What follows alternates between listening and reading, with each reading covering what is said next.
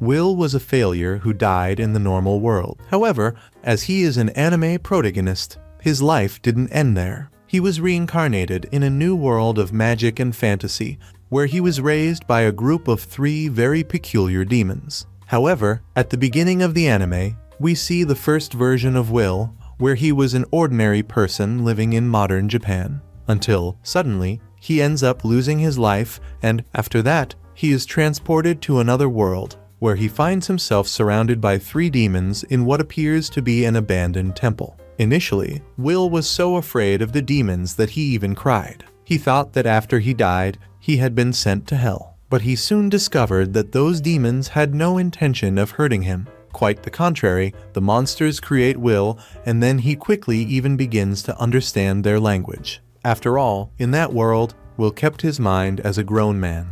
Will spent much of his days trapped in that temple, until, one day, a demon girl named Mary decided to take him out. And at that moment, for the first time in a long time, Will is surprised to see as much beauty as there was in that world. He even gets emotional and thinks that God gave him a second chance to start his life over again. In that world, Will has at his side, in addition to the demon girl named Mary, 2 other demons with whom he lives. The first of them is called Augustus, and he's a sarcastic, greedy ghost who used to be one of the greatest wizards in the world while he was alive. Augustus teaches Will about the mythology of the world he is in and how to cast spells using only words of creation. In addition to Mary and Augustus, Will is also raised by another demon called Blood, who is a powerful skeleton warrior who is like Will's father in that world. Blood, in fact, is the one who trains Will to become a great warrior and also a great person.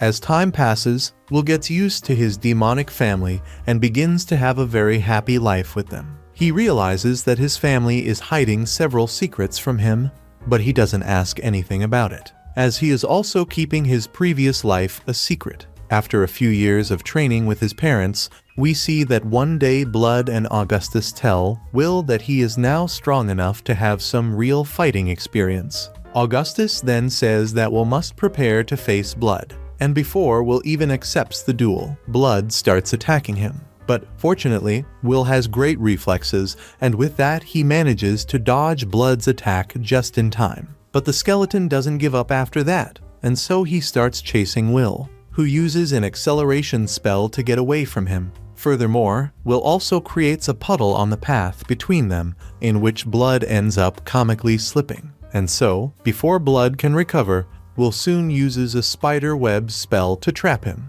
But that didn't do much good, as Blood managed to free himself from that web with just one of his blows. As much as his combat skills were evolving quickly, there was still a lot in that world that Will didn't know. And so, one day after returning from his training, Will ends up sneaking into the temple while Mary prays. And the truth is, Will wasn't allowed to see Mary pray. However, because he was very curious, he decided he wanted to spy on Mary. And when he does, he is surprised to see that Mary is completely surrounded by flames. Desperate to see that, he runs towards her. He grabs Mary and tries to pull her out of the flames while calling for help. Soon, his arms begin to burn, and suddenly, he ends up falling unconscious. Sometime later, Will wakes up in his room and realizes that the 3 demons are there with him. Upon realizing that the boy has woken up, Mary begins to cry with so much joy, and soon, Will starts to apologize to her for being too curious.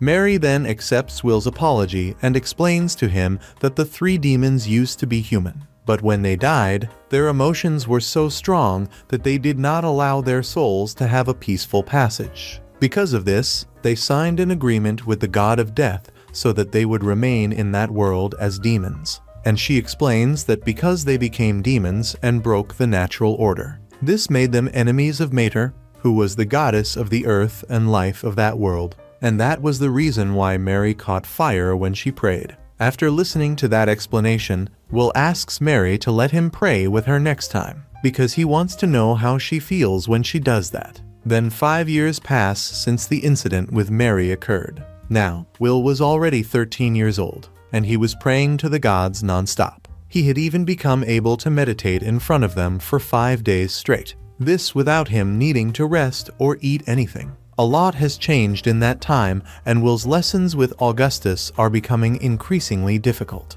But as Will is extremely curious, he tries to learn everything he can as much as possible. In the meantime, Will also continued his training with Blood. And then, one day, Blood asks Will to test his true power by fighting a demon he had captured. The possibility of being involved in a real battle makes Will very anxious. However, when the fight begins, Will manages to defeat the demon with just one of his blows, which leaves Blood very surprised. Will notices this and starts bragging about how he must be a genius. So Blood, after some thought, tells Will that it's probably time for him to have a real experience. Then he takes Will to an abandoned town, and he explains to Will that several decades ago, that town used to be very prosperous, and many dwarves and also humans lived in it. However, after a disaster, the entire population ended up being eliminated, and now only undead demons lived there. After explaining these things, Blood takes Will into a tunnel,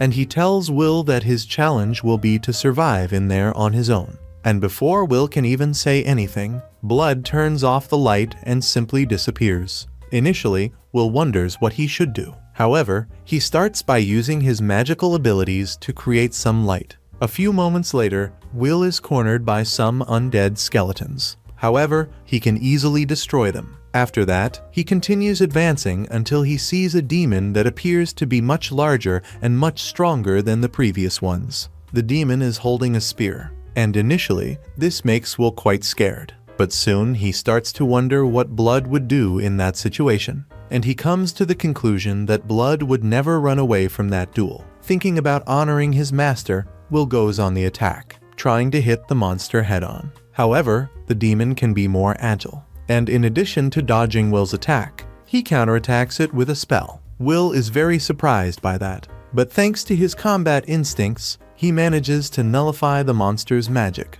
and he takes advantage of the situation to hit him in the head. Unfortunately for Will, his sword breaks in the process, but that blow had been enough to defeat the monster. Thinking that it would be dangerous to stay in a place like that without a weapon, Will decides to take the spear that belonged to the demon for himself. And so, he discovers that that spear was a magical weapon that had been manufactured by dwarves. Will then moves on and feels he is close to an exit, until, suddenly, he feels a sinister presence approaching him from behind. And when he turns around, he finds Augustus right in front of him. Will then asks the ghost what he was doing there. But Augustus doesn't answer that question, and just remains thoughtful while staring at Will. Will begins to find the whole situation very strange, and suddenly, a shiver takes over his body. However, Will, with his excellent reflexes, manages to avoid the golem, and then he finishes the creature without much difficulty. However,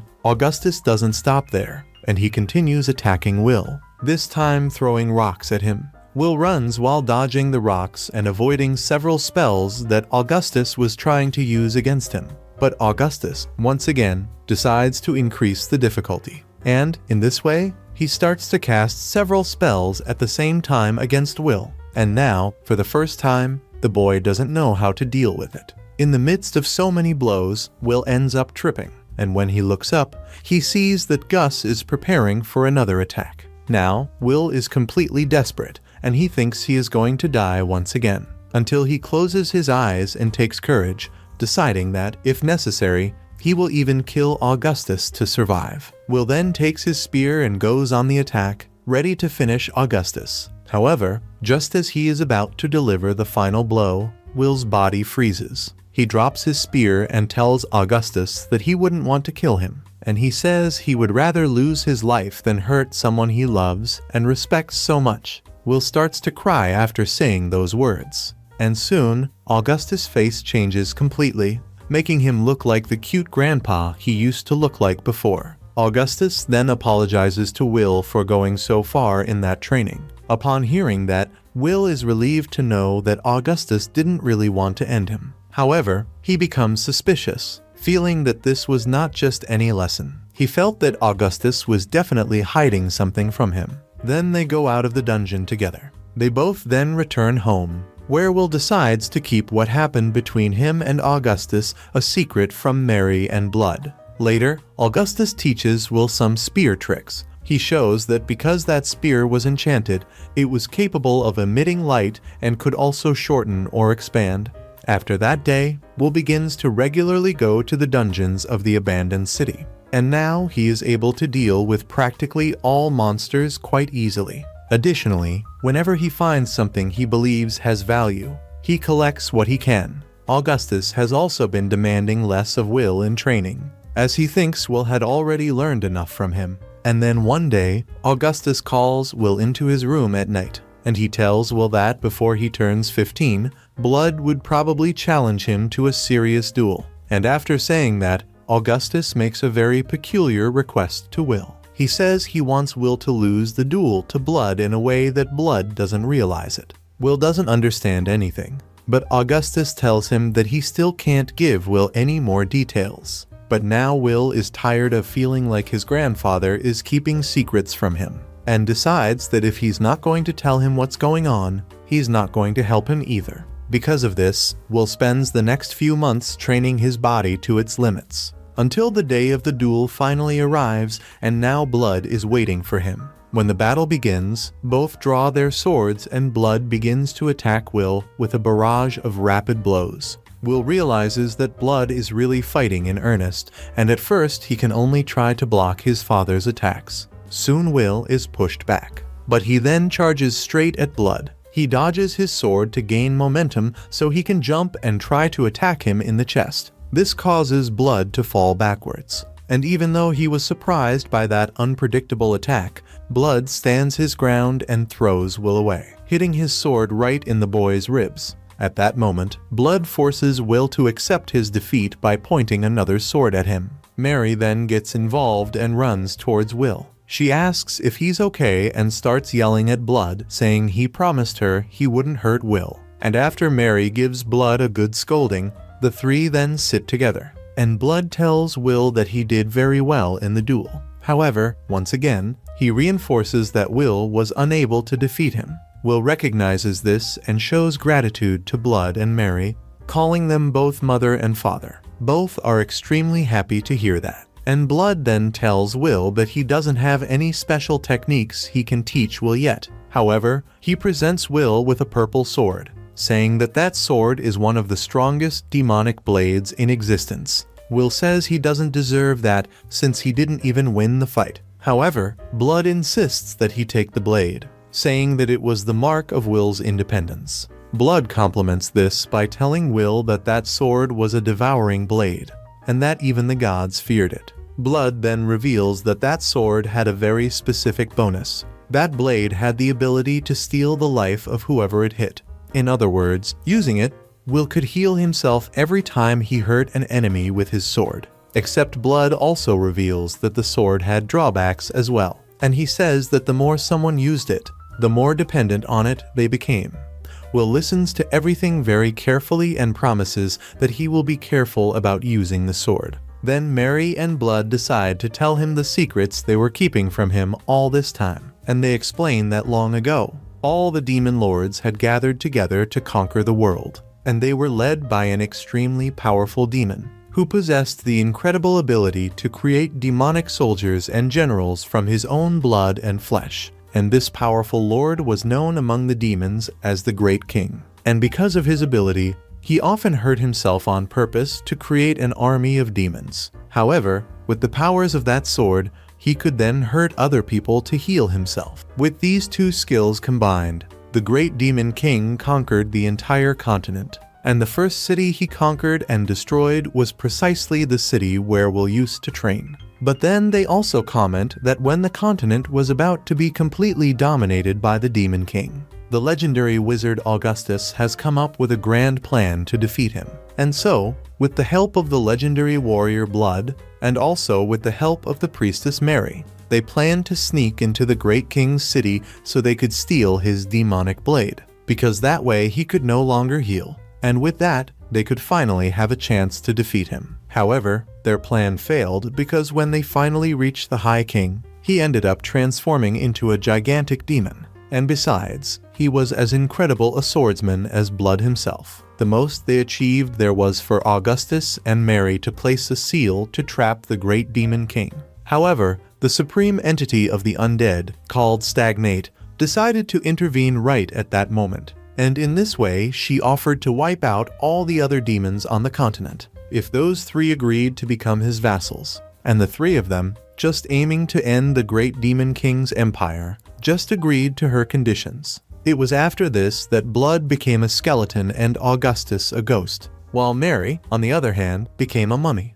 But the goddess Stagnate kept her promise, and in this way she eradicated all the demons on the continent. At least that's what they had thought. However, the demons ended up returning as undead demons. Blood then explains that Augustus, himself, and Mary are the three highest-ranking demons, who have been guarding the seal of the great demon king for over 200 years. However, the undead demons want their lord to return, and one day a bunch of demons appeared at the door of their temple, carrying a human baby to try and sacrifice it to break the great demon king's seal. And these demons would have accomplished their goal if not for Blood, who appeared to defeat them. After that, Augustus wanted to leave the baby alone in the forest, except Mary and Blood decided they wanted to keep the child to raise him. At that moment, Mary gets up and gives Will a hug, and Blood tells him that he was the best student anyone could have had. Will seems a little confused after all that. For some reason, from the tone of the conversation, Will believes it feels like a goodbye, and suddenly, dark clouds begin to appear around them. And then, the giant, shadowy figure of the stagnant entity appears in the sky, and the entity then demands that Mary and Blood hand over their souls to it, because they are no longer fulfilling their duty. At this point, Will can do nothing but feel helpless and fall to the ground. All seems lost until Augustus arrives in style before the god can do anything. He then orders Will to take Mary and Blood and leave, saying that he will deal with the stagnation himself. At this time, Will manages to get a true sense of the size of Augustus' power, because he sees Augustus tying the entity with a spell and attacking it several times. The supreme entity of the undead seemed unable to defeat Augustus, and soon Augustus manages to make the entity retreat back to his kingdom. Then, Augustus walks towards Will and tells the boy that everything is fine now. However, before Will can say anything, Augustus' figure suddenly makes a terrible sound and ends up being split in half. At this point, even Blood and Mary end up being taken down, and soon Will is horrified to see the shadowy figure of Stagnant emerge right behind them. Right before Will's eyes, Stagnant begins to mock Augustus for thinking he could defeat him, and he then throws Augustus away as he walks towards Will. Stagnant tells Will that the three undead who were there were his soldiers, and he reveals that he had an agreement with the three, and that as soon as they stopped protecting the seal of the great demon king, he would then consume their souls forever. And he reveals that because Mary and Blood loved Will so much, they ended up being careless with their mission, and because of that, he had the right to take their souls. Only Stagnant also comments that Augustus' situation is a little different, for the ghost remains adamant about his responsibility to guard the seal. After hearing all that, Will starts to feel guilty and falls to his knees. Stagnant then gives Will the opportunity to join his undead army, so that he can live happily with his family. And the entity then says that Will has until the next day to decide whether to join him or not. And after that, Stagnant just disappears. After all this, Will is simply finished. He carries his three masters into the temple, and now he finally begins to understand that all along, Augustus was trying to do everything he could to keep his friends tied to their duty. For if they did this, their souls would not be taken. But because of their love for Will, he hadn't been able to do that. The protagonist then feels guilty for living so selfishly. He feels that he only disappointed his former parents in his last life, and now it looked like he was doing the same thing. It seemed that at the end of it all, Will was always the reason for all the misery of the people who loved him. Devastated by the situation, Will then falls asleep crying. When the next morning arrives, the three demons talk to Will and try to calm him down. They don't want him to feel guilty about anything. At that moment, Will decides to also tell them the whole truth. He says that he was reincarnated after having lost his life in another world, And he also says that he always felt like a useless piece of trash. However, Mary is not happy to hear Will talk about himself that way, and she then slaps Will to bring him back to reality. This works, and then Will stands up and says he will do anything to protect them. Then he goes to the temple and prays to the gods and leaves there determined to defeat Stagnate. And when Will meets with Stagnate to give him the answer, Will tells the entity that he will not make any kind of deal with it, and confidently, he says he will eliminate the entity at any cost. Upon hearing that, Stagnate just laughs in Will's face, and then the deity uses his magic to create a bunch of undead demons to attack Will. Soon, demons begin to surround Will, but he is able to destroy several of them using his spear.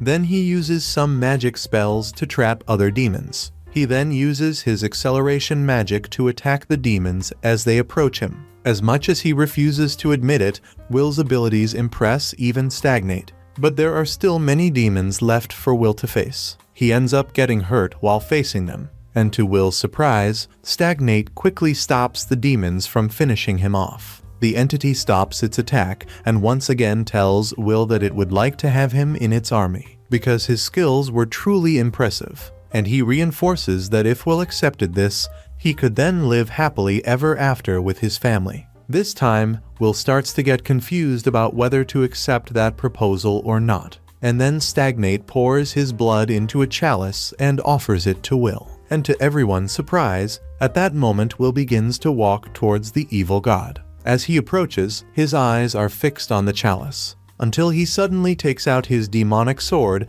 and then uses it to cut off one of Stagnate's arms. At that moment, magical thorns begin to emerge from the blade, and Will once again cuts the god again. And as he hurts him, his wounds begin to heal. However, before Will can deliver the final blow, his legs are suddenly tied by a snake. The snake then bites Will, who ends up falling unconscious to the ground. Afterwards, Will wakes up in a very calm and serene celestial realm. Somehow, he finds that place quite familiar. And so, Will is surprised by a beautiful woman who walks towards him. And this woman is simply the goddess of light and rebirth. The goddess then asks Will why he hadn't accepted Stagnate's invitation to join him. And Will responds that in his previous life, he had already made many wrong choices, and he didn't want to keep making mistakes forever. Now, all he wanted was to have a fair life with the people he loved. This goddess name is Gracefeel, and she is impressed by Will's response.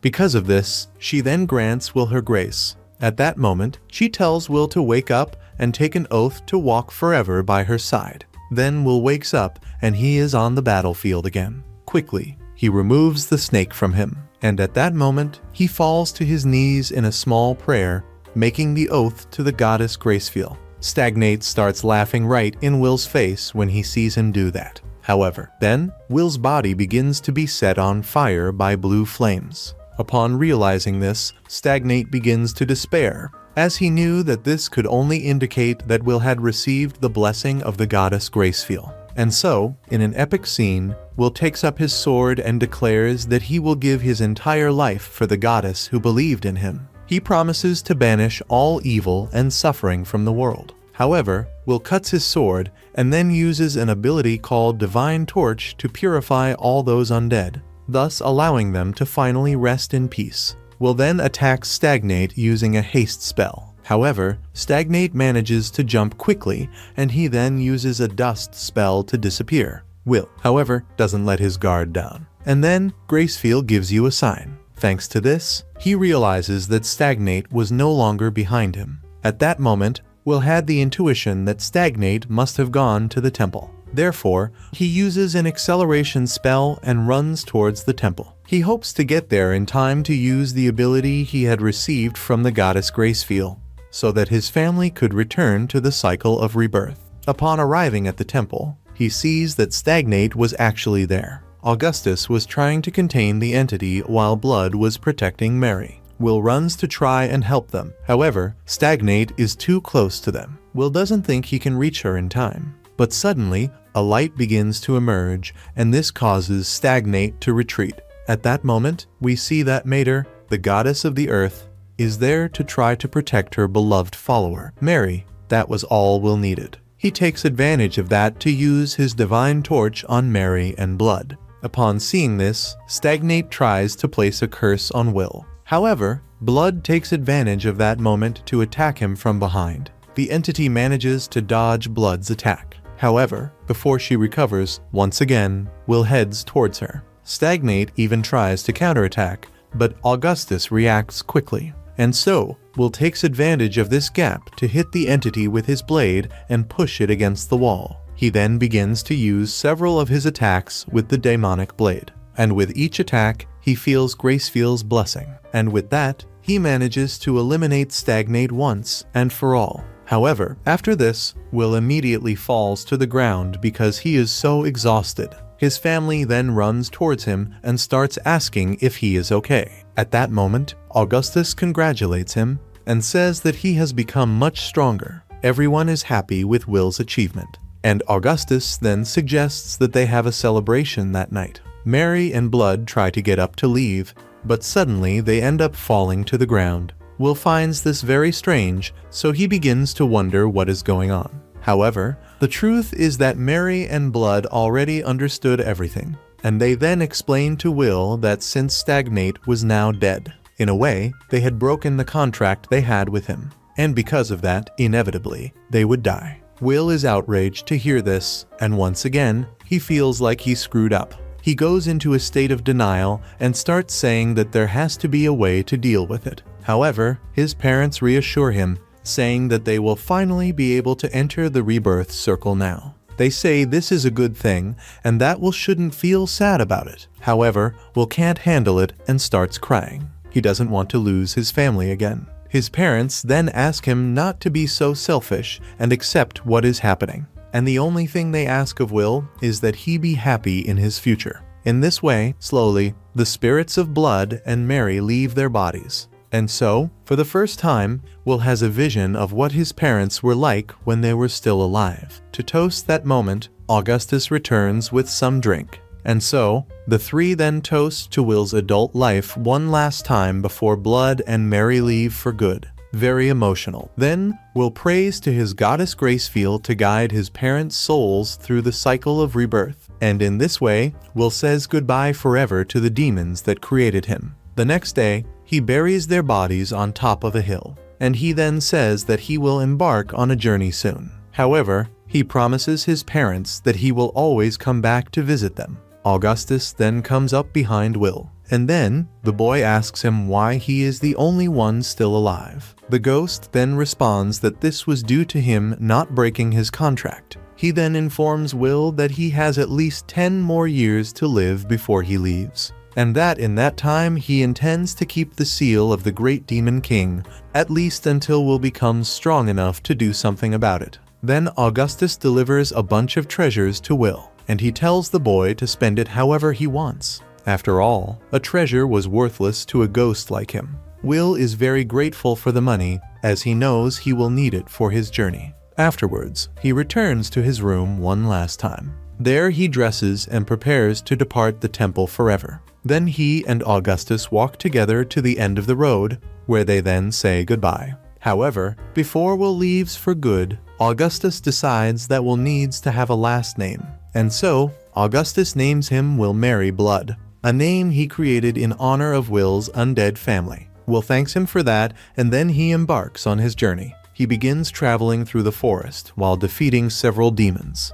And as he adventures, he sees no clues about the other humans. Until one day, by chance, he finds another abandoned city. There, he walks to a river and then prays for Gracefield to take people's souls, who are wandering around to the circle of life. The next day, he walks along a stream in the jungle hoping to find humans, when suddenly a giant boar appears from the bushes to try and attack him. But Will is much faster than the animal, and with a single blow, he can knock it down. But Will then realizes that he had been hit by an arrow, and that could only mean there were other people around. Moments later, the man who had shot the boar finally appears and starts aiming at Will. Will notices that that archer appears to be an elf, and he then greets you in Old Elvish, which leaves the archer quite surprised, as humans normally did not master that language. The elf then lowers his bow and introduces himself to Will as Meneldor. and he tells Will that the boar should be his prey.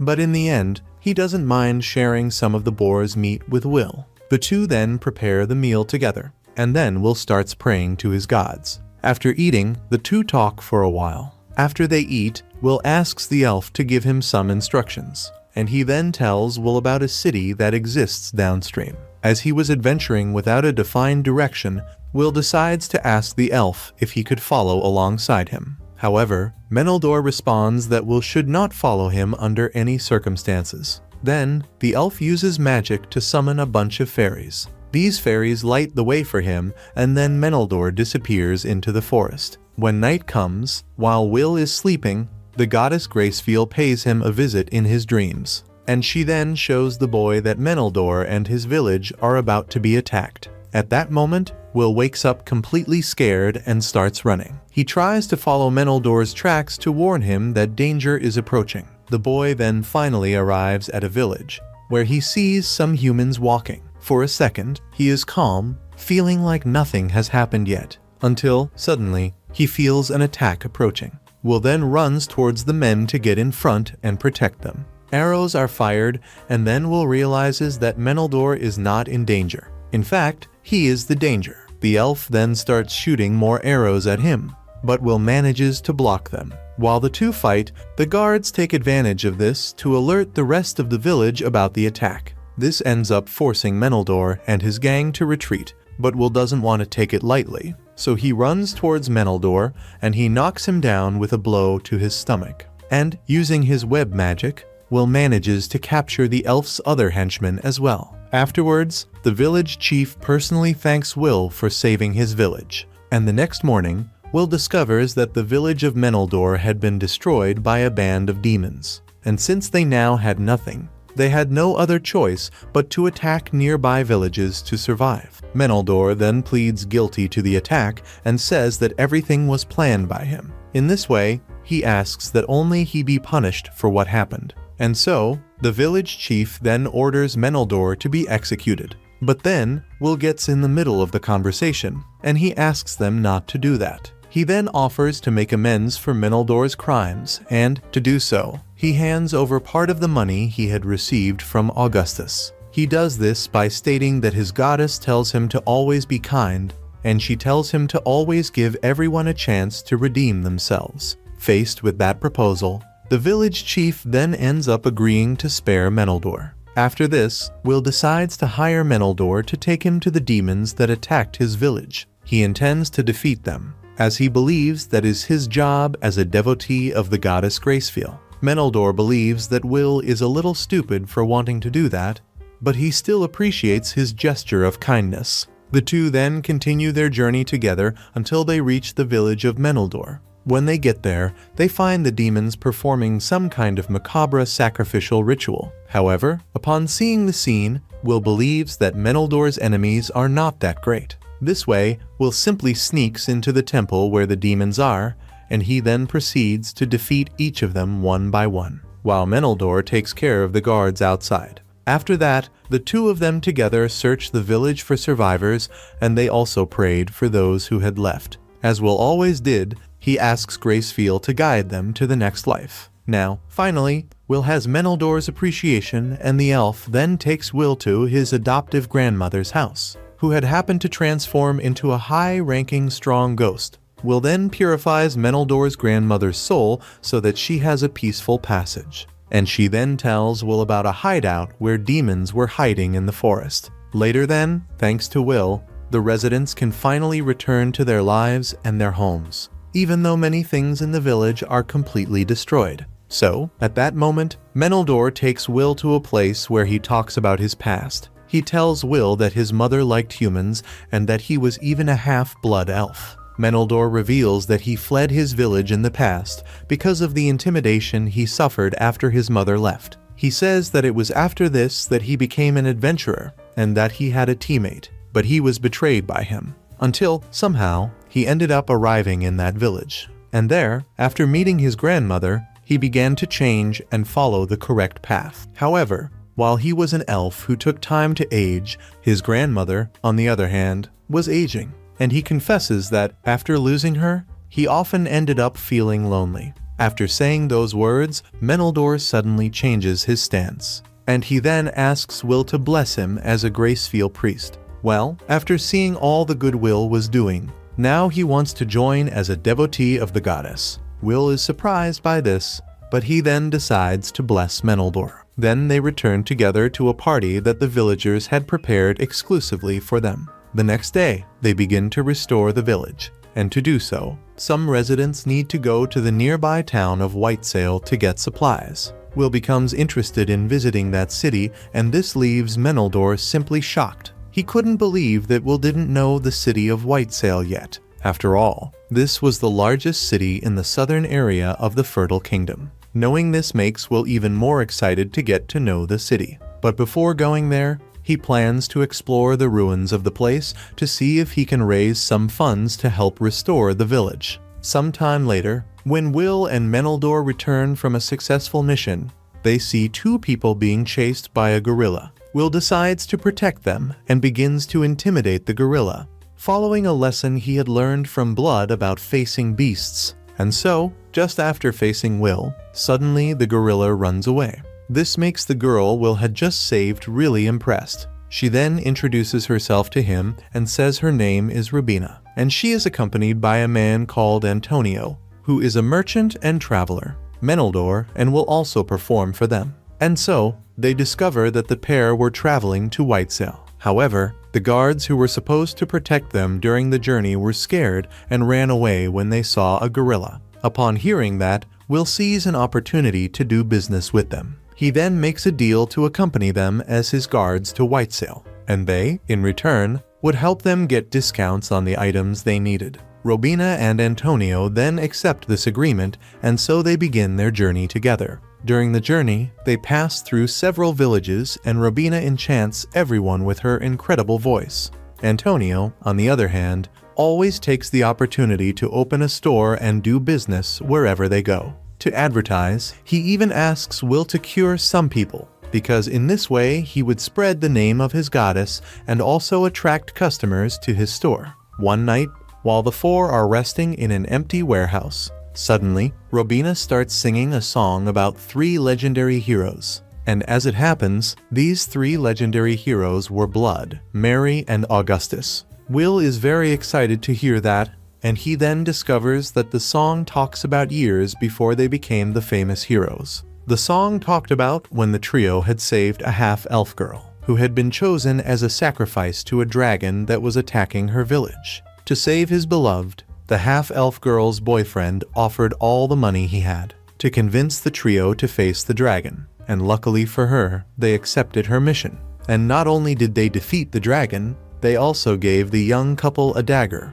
and also some money so they could start their lives over. This way, the song ends, but the story didn't end there. Robina then tells Will that today Count Dagger's family has among its members an old half-elf lady, who is to this day waiting for her heroes to return so she can pay off the loan they gave her. Will is so moved by that story that he ends up crying, and he says he hopes he can meet this old elf one day to tell her more about his relatives. The next morning, then, they have breakfast and finally they set out for the city of Whitesail. When they arrive there, Will is impressed by the size of the city. Antonio then explains to Will that that city was governed by the crown prince called Edel. Afterwards, they have a meal and a tavern, and then they head to the great temple so that Will can pay his respects to his goddess. Arriving there, Will enters the temple alone and begins to admire the beauty of the place. He then talks to Father Junior and informs him of his intentions to pay tribute to Gracefield. And the priest answers him that since now Gracefield is considered a minor deity, the temple is then required to conduct a check to check that no servants of evil gods are sneaking in to pray to them, because it often happened that these servants disguised themselves as a priest of another goddess just to infiltrate the temple. He then asks Will to be patient and wait for his verification. Sometime later, a bishop named Bard appears there, and after talking to Will, he is impressed by the lessons the boy had learned from his goddess. And in this way, he allows Will to pay his respects to Gracefield without needing verification. So then Will goes to the chapel and pays his respects. And after that, he returns to the church's guest house. where, to his surprise, he sees his friends complaining about Bart. They accuse Bart of being a bishop who takes bribes. However, in the middle of their conversation, suddenly, the city's alert starts to ring. Will then looks outside and discovers that a dragon is attacking the city. At this point, the church is already full of injured people, and everyone is nervous. Will can't stand by, and so he runs to the roof to try to help everyone. And when he gets there, he realizes that a large part of the city is already on fire. He notices that some soldiers are trying to fight the dragon using giant catapults. However, the dragon is too fast and strong for them. He manages to destroy his posts without much difficulty. Seeing the city in flames, Will feels that his parents' hard work to bring peace to that place was being completely destroyed by the dragon. This makes Will very angry, and so he starts attacking the creature with lightning. He misses the first attack, but once again, he tries to attack him in desperation. Until then, Menildor appears and tells Will to calm down and come up with a plan before attacking like crazy. Will then calms down and asks Menildor to channel his fairy magic so that he can support him with a long-range wind spell. And in that way, he combines the spell with his web that was now entrusted with lightning. This way, with their combined attacks, they manage to hit the dragon and also manage to trap it in the web. However, moments later, without much difficulty, the dragon manages to free itself from Will's web, and he now appears to be even more aggressive than before. He then begins to directly aim his attack at Will, and with that, the dragon was about to destroy the entire church. However, fortunately, Will thought quickly and used the ability he had received from his goddess, and in this way, he creates a large barrier around the entire temple to protect it. Fortunately, Will's barrier proves to be very useful and manages to protect the temple from the dragon's fire. However, she cannot bear it when the monster attacks her directly with its claws. Menildor then uses his wind magic again to throw the dragon against the ground, and this time, Will tries to bind him with magical chains.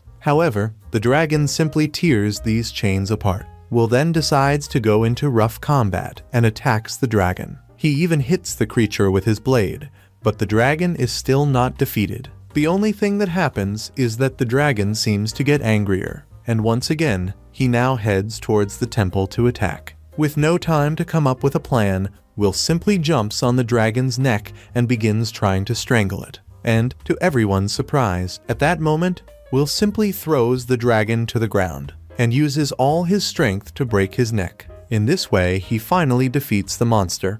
And when he gets up, the people inside the temple are looking at him very impressed. They soon begin to greet Will, who is nicknamed the Dragon Slayer. Afterwards, Will begins helping with the city's renovation by moving some rubble to the side, until, suddenly, a priest approaches Will and tells him that he is being summoned by Prince Edel. Therefore, Will and Menildor soon visit the prince, as he wants to meet the group that defeated the dragon. After meeting the group, the prince is impressed to learn that Will is a warrior, a wizard, and also a priest. The prince then thanks Will and asks if there was anything he would like to receive in exchange for the help he had offered. However, Will says he only did that because he felt it was his obligation to help people. However, after thinking a little better, Will asks the prince to grant him an army so he can eliminate the demons. But the prince then responds to Will that he cannot direct his military force to solve the problem elsewhere, because, as a result, your own city could end up becoming vulnerable.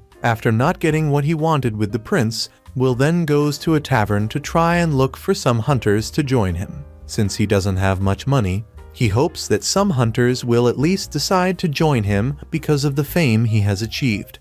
But the truth is that they end up being very disappointed with the low rewards that Will was offering. Only an adventurer who appeared to be a little old named Rastov was interested in Will's proposal. Somehow, he thought Will's idea sounded fun, and so he decided to join his group. Soon after this, Will is formally knighted by the prince. And in this way, because he is also a priest, he then becomes considered a paladin. And he then takes an oath to be faithful to the gods and also save the weak whenever he can. Will then departs Whitesail with his group, and he also receives support from Bart, who sent a bunch of priests, including Anna, with them to support them. Over the next few months, Will and his friends explore the forest. With this, they defeat several demons and also mediate fights between villagers. Until one day, Reincarnated reports that a group of scouts had not returned. This makes Will worried, and so he decides that he will go on a mission to find them immediately. For this mission, Will decides to take Meneldor and Reinhardt's group with him. However,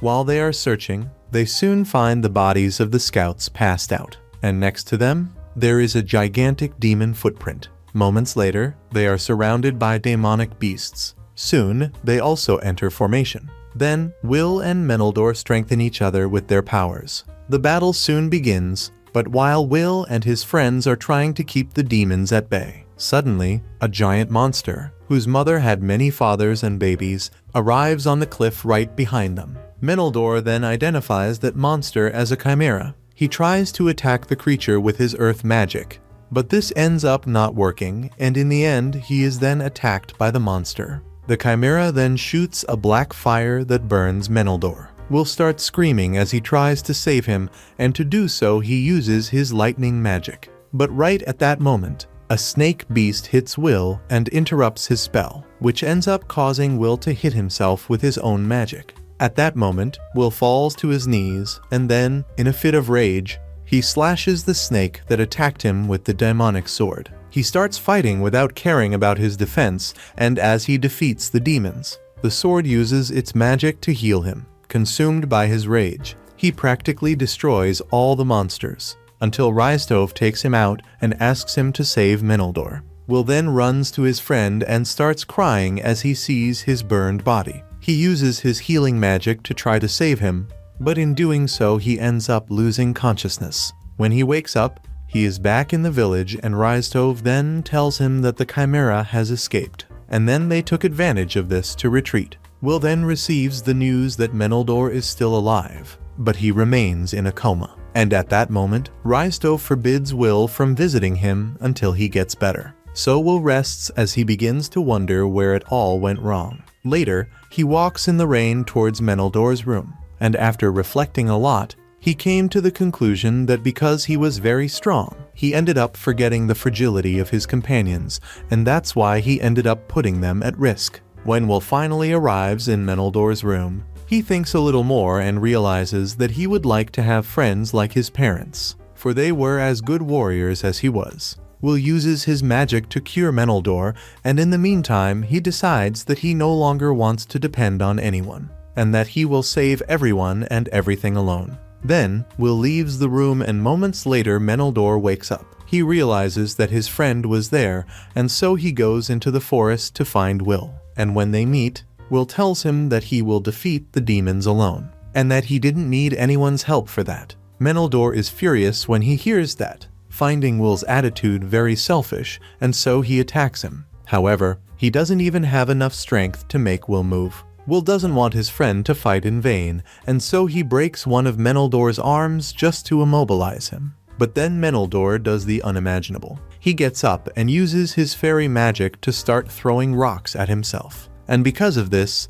Will is then forced to block them with his body in order to save him. At that moment, Will ends up getting out on his knees, and Meneldor then kicks him in the stomach. Meneldor then calls Will a coward and says that as a friend his duty is to stop Will from doing anything stupid. Will is emotional when he hears that and apologizes to Meneldor. The friend then helps him to get up, and he promises Will that he will become strong enough to not be a burden to him. After healing themselves, the two then return to the village, and soon they begin preparing things to face the chimera again. This time, Will's team is fully prepared for battle, and the entire group heads together to the valley to fight the beasts. When they find them, they shoot them down with fire arrows. They also block her attacks with their shields, and they then finish off the creatures with their spears. And after having defeated all the beasts in their path, Will and Meneldor then arrive at an abandoned monastery. They get there ahead of the rest of the group, and they believe it is safe to move on. But while they are walking, Will suddenly feels something strange. He then decides to use his magic to reveal what is happening. And in this way, he discovers that the chimera was hiding, becoming invisible right in front of them. Soon, Will discovers that the Chimera is actually an intelligent monster formed by demonic rituals. And he also discovers that the objective of whoever created the Chimeras was to keep the South devastated so that humans could not move there. Will then deduced that this must be a plan by the demons, as they would claim the city of the dead. And with that, they could then free their great demon king. But the truth is that Will didn't have much time to think, as the Chimera soon launched a surprise attack against him. Fortunately, Will dodges the attack and manages to hit the Chimera in the head. Will and Menador then attack the Chimera from both sides, which causes it to lose coordination between its multiple heads.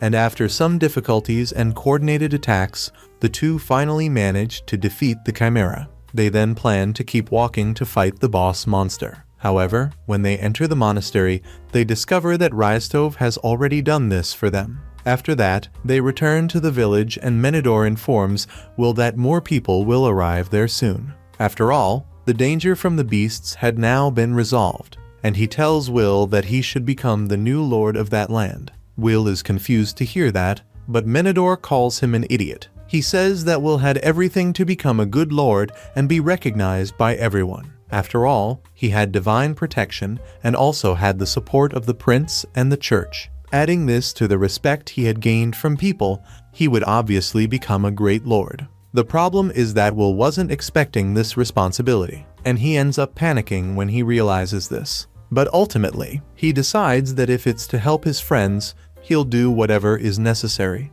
At that moment, he dreams of reviving the city of the dead and finally visiting his parents' grave once again. After that, Will de facto becomes lord of the Beastwood areas. And after 2 years there, he managed to develop many things in the area. Now, Will is 17 years old, and one fine day, he receives a visit from Menador. And Will then tells his friend that he believes the paper will be something that will bring a lot of profit to those lands. Anyway, after that some more time passes, and now the winter season is about to arrive. Robina then asks Will to take her to the Wizard's Academy, as she has always wanted to visit the place. This wouldn't be a problem if it weren't for the fact that the Academy is in Forbidden Lands, added to the fact that non-magical people were not allowed there. However, Will can't say no to Robina, so he agrees to take her there. That way, when the two enter the forest around the Magic Academy, Will realizes that the place is full of magical protections and traps.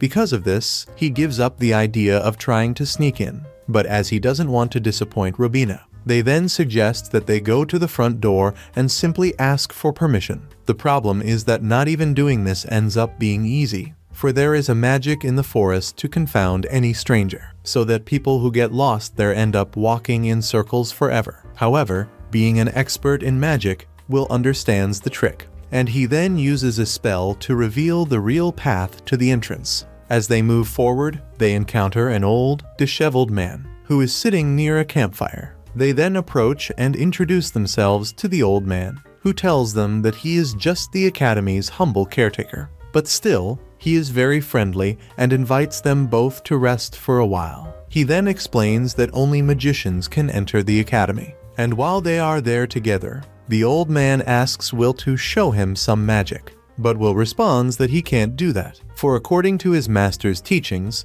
he could not use magic just to show off. Disappointed with that answer, the old man tries to make Will use magic, asking him to dry some firewood, as the firewood had been wetted by snow. The protagonist even accepts the task, but the truth is that he doesn't even need magic to do it. Afterwards, the old man asks why they thought magic existed. And then, Robina replied to the caretaker, saying that she believed magic existed to make people's lives easier, and that she had always seen Will use magic just to help others. Robina's response leaves the old man impressed, and then he decides that they are both worthy of seeing the Magic Academy. And after that, a bright light starts to light up behind the old man, and it is soon revealed that they were already at the Academy's gate the entire time. Now, the old man from before appears well-groomed, and he then reveals that, in fact, he was a professor at the Academy and not just any janitor. After that, the professor takes the two of them for a walk around the Academy,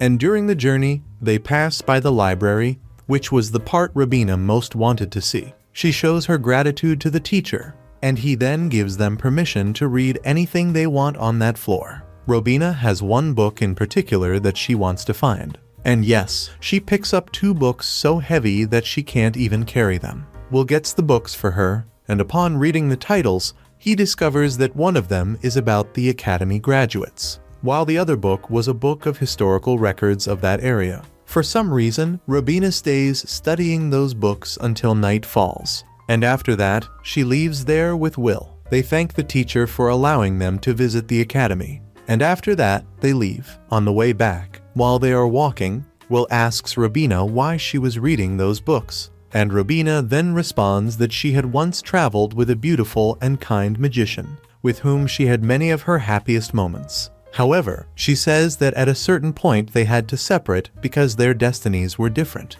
Sometime later, Robina learned that her friend died while heroically protecting a city from demons. Only, unfortunately, no story of that incident survives. Therefore, Robina wanted to learn more about her friend's heroic actions so she could make a song for her, so that she would never be forgotten. Some time passes and Will then receives a message from the prince, who asks Will to go to the forest with Meneldor so that they can investigate what is happening in the forest, because some animals are mysteriously dying. And in addition, some flowers that should only grow in winter were growing in summer. Because Meneldor was a half-elf, he understood a lot about things related to the forest, and he then explained to Will that 2 large trees ruled the forest in that region. He called the first tree Lord of the Oak and said that it was the one who ruled the winters, while the other tree, called Lord of the Holly, ruled in the summers. And these sister trees exchanged their authorities every solstice. However, for some reason, that year it seemed that the authority had not yet been changed. Because of this, Will and Meneldor then go to Senhor du Carvalho. And getting there, they find an old tree that has a face. Meneldor then asks the tree why it had not granted its authority to its twin brother, the Lord of Holly, and the oak responds that the Holy Holly was not answering his call. Apparently, he was refusing to accept authority. Meneldor becomes serious when he hears that, because he knows that if the rulers are not aligned, the forest could be in real danger. So, to save her, he offers to become the forest messenger, and he asks Carvalho to let him transfer authority to Aisvinho manually. However, Carvalho tells him that he won't be able to handle it, and that, in that case, his soul would be destroyed within a month. However, Meneldor assures him that he will take care of things until then together with Will. Meneldor then speaks to the tree about his connection to that forest, and says he doesn't want it to perish due to the lack of change of authority. At this time, Will stays behind, as he is not allowed to interfere in forest matters. Because of this, he just waits patiently until his friend returns from the trial while he meditates. Meneldor returns only after a few days. He looks a little worn out, and he then shows Will the mark of authority he received, and it is embedded in the back of his hand. Then, the two head together towards the sacred holly, and on the way, they end up meeting 2 demons, that they can even easily defeat each one. However, the truth is that those demons were just guardians of their boss who was further ahead. And so, when they cross a giant stone gate, they find a gigantic tree that is surrounded by a frightening fog. Meneldor is surprised to see that and says that that tree is Lord Holly. And as Will and Meneldor approach the tree, they then encounter a demon general who is there waiting for them. The demon is ready to fight, and he says he can't wait to get the reward for defeating a paladin. He has some beasts at his side. However, before the demon could do anything, Meneldor handed the authority of the forest back to Lord Holly, and with that, the tree managed to use its roots to tie up all the beasts and drag them to the ground. Upon seeing this, the demon is furious that his plan has been completely destroyed. However, at this moment, he has more things to worry about, as Will soon prepares to start attacking him. The demon tries to recite a spell to defend himself. However, Will manages to interrupt him. In this way, then, the magic ends up rebounding and exploding in the demon's own face. Will takes advantage of this to then attack the demon with his spear. However, the demon manages to block his attack. And so, once again, Will resorts to brute force. And, in this way, he manages to finish the demon. Then the sacred tree thanks the boys for their help, and she then uses her power to restore the forest. Afterwards, the tree informs Meneldur that as he had taken over as the forest's authority for a short period, his fey blood would eventually awaken. And with that, one day he would become the ruler of the forest. And it seems that, after all, Meneldur will become a bearded tree like that. This news doesn't make Meneldur very excited. However, the tree tells him that this will not happen immediately. And she also warns that when the time comes, if he doesn't want to take the position, he can then refuse the proposal. Then the tree tells them that in the Rusty Mountains that are located to the west, the fire of the so-called Black Calamity is about to explode. And the destructive potential of this calamity was so much that he had enough power to consume the entire earth. The tree then says that those mountains are like a nest of demons, and she also informs Will that there is a demon king living there. Therefore, she warns Will that he must be ready to face him in the future. And after that, she ends her warning. After completing the mission, Will and Meneldur go to Prince Edel, who, once again, tries to convince Will to become one of his soldiers. However, Will has no interest in doing this. Then Father Bart enters the room, and then Will informs them about the prophecy he had received from the tree. After hearing that, Bart mentions that the Rust Mountains had once been the capital of the Dwarven Kingdom, and that, in fact, now the dwarves did not live there, as the place had been invaded by demons. Therefore, the prince asks Will to go to the mountains to check the situation, and Will accepts this job very willingly. With the mission received, they then go to meet Robina, and they ask the girl to tell them stories about the mountains. And soon she reveals that 200 years before, those mountains were then called the Iron Mountains, and they were the capital of the mighty Iron Dwarven country. However, it was, in fact, invaded by the demonic army some time later, and the dwarves who stayed there to fight, they all ended up being eliminated. Because of this, the mountains ended up turning red with blood, and they remained red as all the iron in the dwarves' blood rusted. As far as Robina knew, few dwarves managed to escape this tragic fate, and that, unfortunately, was all Robina knew about those mountains. Then Will decides to talk to some dwarves he knew. However, he would have to travel for a few days to find them.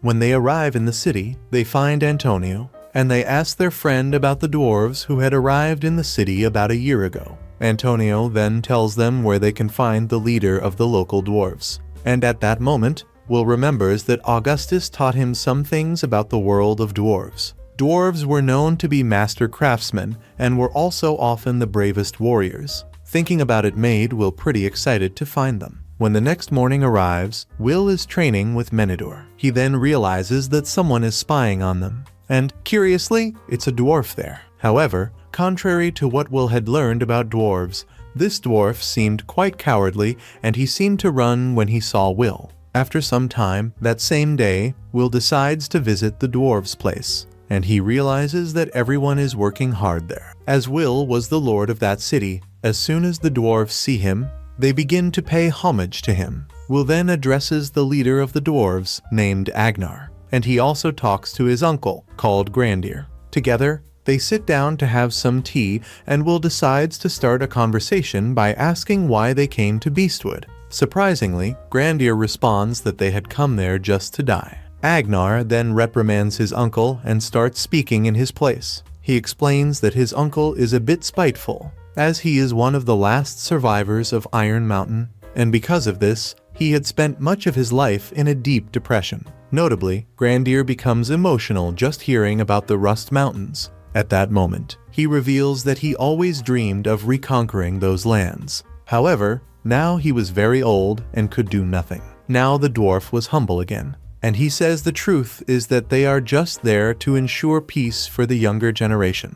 And so he begs Will to take care of them when they leave. Will guarantees that he will take care of everyone. This then moves Grandir, and he then begins to tell Will the story of the Iron Mountains. He reveals that 200 years ago, the dwarves were ruled by a king who was a great warrior and scholar, and under their reign, they reached new heights of peace and prosperity. What no one imagined was that this final kingdom would be remembered as the last king of the Iron Kingdom. And this happened when the great demon king arrived in the Iron Mountains together with his demons. When they got there, they sent a messenger to the king of the dwarves asking the king to join them. However, the king took that message as an offense, and because of this, he beheaded the messenger sent to him. The great dwarf king was not willing to collaborate with the demons, and because of this, the great king of demons warned that soon a great evil dragon would destroy all the dwarves. Knowing this, the dwarves began to prepare for war. However, the king did not force any of them to stay to fight, as he knew there was a high chance that they would end up dying in that war. However, still, several of the dwarves decided to stay to fight alongside their king. Together, they were determined to stop the demon king. In this way, then, the great ends his story, and soon he begins to cry with so much shame for having left his king. However, he says that at the time, he was too young to go to war. So because of this, he was assigned to lead the civilians safely to another place. But still, many had lost their lives on treacherous mountains that they passed along the way. And, in the end, Grandier ended up being consumed by the guilt of surviving after losing so many loved ones. His story also makes Will emotional, and then they go from there. When they return from the dwarf's house, they discover that a fight has broken out between two drunken men in a tavern, and the cowardly dwarf they had seen earlier was in the middle of the fight trying to calm the two drunks down. And then the two troublemakers get together and start attacking the dwarf. Fortunately, Will arrives just in time to stop them before they can do anything. And just after looking at Will, the two run away.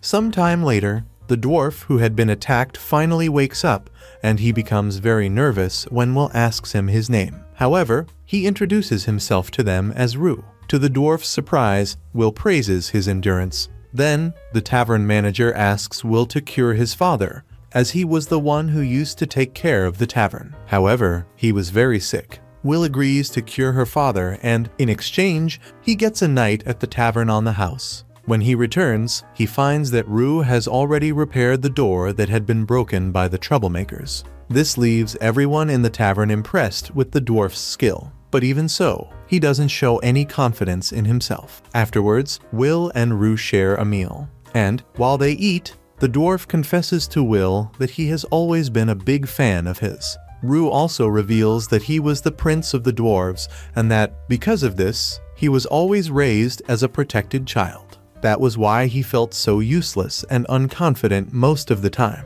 But Rue is tired of feeling useless. Therefore, he asks Will to help him become a brave warrior. Will thinks about it, and then the two walk together to the dwarf's house. And when they get there, Will realizes that all the dwarves were very worried about Rue. Realizing that the dwarf really needed help to become a little more independent. Will then says he plans to make Rue his sidekick. And soon after hearing this, all the dwarves start to panic, for they thought this would mean that their prince would be in danger. At that moment, all the dwarves begin to pressure Rue to refuse that offer. But to the surprise of all the dwarves, Rue decides that she wants to become Will's helper. After all, he's tired of being protected and doesn't want to live like a coward anymore. Then, Rue kneels before Will and makes a vow of loyalty to her new master. All the dwarves are impressed by that, and then Rue is already discussing her new salary with Will. And, to the dwarf's surprise, Will offers him a more than decent salary. Then, they begin training Rue, and Will asks him to start by doing some push-ups. It doesn't take long, and the dwarf ends up exhausted. So Will asks him to take a short break. Sometime later, they encounter Meneldur, and Will then introduces Rue to Meneldur as his new helper. At that moment, Meneldur apologizes to the dwarf for scaring him earlier. The next day, Will decides to train with Rue once again. And for this training, they choose to have a duel. Rue then starts using all her strength to try to push Will back. Only, as expected, Will was much stronger than Rue. And in this way, he manages to throw the dwarf to the ground without any difficulty. Rue is impressed by Will's moves, and he then asks Will to teach him how to do the same thing. We then see that Will has received a letter from Bishop Bart, which says that the dragon that is sleeping in the Rust Mountains is a legendary dragon called Veilcirca. Upon reading that, Will remembers the dragon being connected to the sacred tree's prophecy. And then we understand that, according to mythology, the oldest dragons were known to be the most powerful. In terms of power, they were second only to the gods. And even so, they often still managed to surpass the power of the gods' avatars. Because of this, that letter really worried Will. But he then hears Menedora and Rue training outside, and he decides he wants to watch them train. The two were in a mock duel, where Rue was hesitating every time she had the chance to attack Menedora, and the elf was all the time provoking the dwarf to make him hit harder. And after some teasing, the half-elf finally manages to get Rue angry. And with that, the dwarf uses his true strength to land a good blow on the elf's stomach. Upon seeing this, Will is really impressed with his apprentices, and he also recognizes Menedora as being a good teacher for Rue. Later, Rystove returns from his mission and informs Will that he had not encountered anything unusual on the way. And so, Rystove meets Rue for the first time, and the warrior then teaches the dwarf how to demonstrate confidence, even when he doesn't have it. Rue's training continues after that, and time passes quickly, until, finally, autumn arrives. And, until that moment, they still had no sign about the calamity that would arise in the Iron Mountains. Some time later, Anna runs to Will, and gives him a report that says the undead were being sighted in the forest. After hearing this, Will decides he will check out the situation himself, and, for this mission, he decides to take Rue along with him. Now, the dwarf is fully equipped and armored. Together, then, they set off towards the west, and, when they arrive at their objective, they quickly realize that a fog is beginning to surround them. A few moments later, Will realizes that that fog was actually a type of magical barrier. Sometime later, they arrive at the mountain, and there they find some wooden pillars that look quite scary. At that moment, Rue sees a hooded figure, and soon he freezes in fear. Will, on the other hand, walks towards the figure and discovers that it was nothing more than a wooden scarecrow. As he always did in places like this, Will stops for a while to pray for the dead. But anyway, after they checked the place, they didn't find any signs of the undead there. Therefore, they decide it is best to return home. However, while they are returning, they find a gate that has a hidden passage. They decide to explore the place, and they then arrive at a huge tunnel. While they are there, Will decides to light his spear, and he hands Rue a fire torch so they can guide themselves. The two follow together through the dungeon until they reach an inner chamber where there are many graves. And while Will tries to see what is happening, suddenly both Will and the dwarf feel a sinister aura appear. Will notices that there is a crow next to them that is radiating a very sinister aura, and he immediately recognizes that aura, and now he knows what he's up against. To Rue's surprise, the raven then greets Will, and he introduces himself as Stagnate,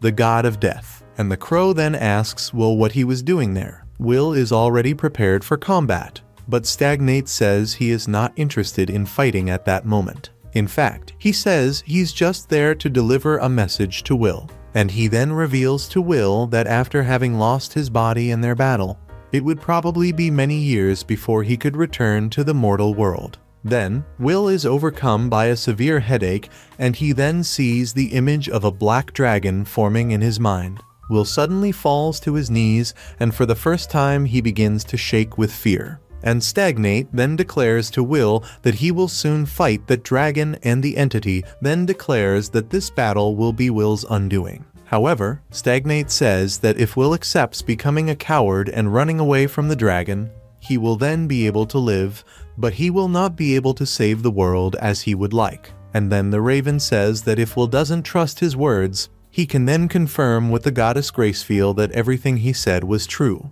After managing to calm down a little, Will then asks Stagnate why he was revealing all of this to him. And the entity then responds that in fact she always liked humans, especially she liked heroes. And because of that, she didn't want regrettable deaths for anyone. And in her eyes, even though Will defeated her, Will was actually a hero too. Stagnate then continues talking about the dragon, and he reveals that the creature had been used by the great demon king in their last battle against the dwarves, and the dragon practically alone managed to eliminate all the dwarves. However, the dragon did not emerge from that battle unscathed either. He received severe injuries that forced him to sleep for 2 centuries until he healed. Rull is simply desperate after hearing that, and Stagnate then laughs in his face when he realizes this. But he then reveals to Rull that his ancestor had been a true hero, and that he had even been able to take out an eye from the evil dragon.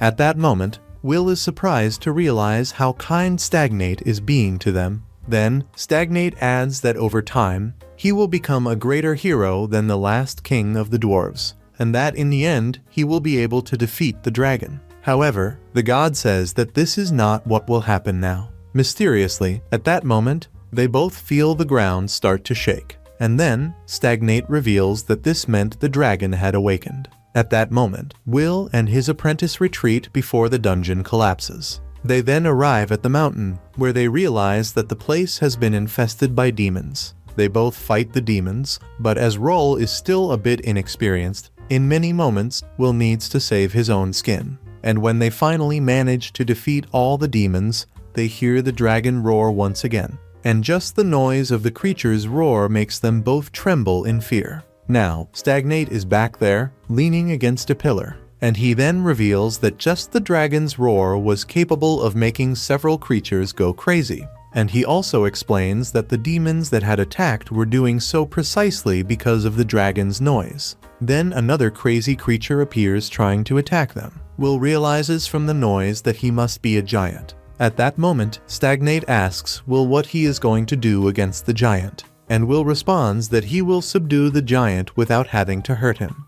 In this way, Will advances against the forest giant, blocking his attack, and then he throws him over his shoulder to knock him out. After that, Paladin uses his magic to heal the giant's mind, and then the giant stands up and thanks Will for helping him. Stagnate watches all this and is surprised to see how much stronger Will has become. However, he says that that still won't be enough for him to defeat the dragon. And he then recommends that Will flee his destiny, and after saying that, he leaves. Afterwards, Will and Rue return to the city, and when they get there, they realize that the city is a complete mess. The dragon's noise caused several monsters to suddenly begin attacking the city. Much destruction had been caused, and recovering the damage done to the city would take a long time. At that moment, the only thing they could do was clean up the remains of the city. And when they finish doing that, Will receives a letter from the bishop, saying that he had sensed the presence of high-ranking demons near the dragon, and the bishop then ends that letter by saying that the best he thought Will could do,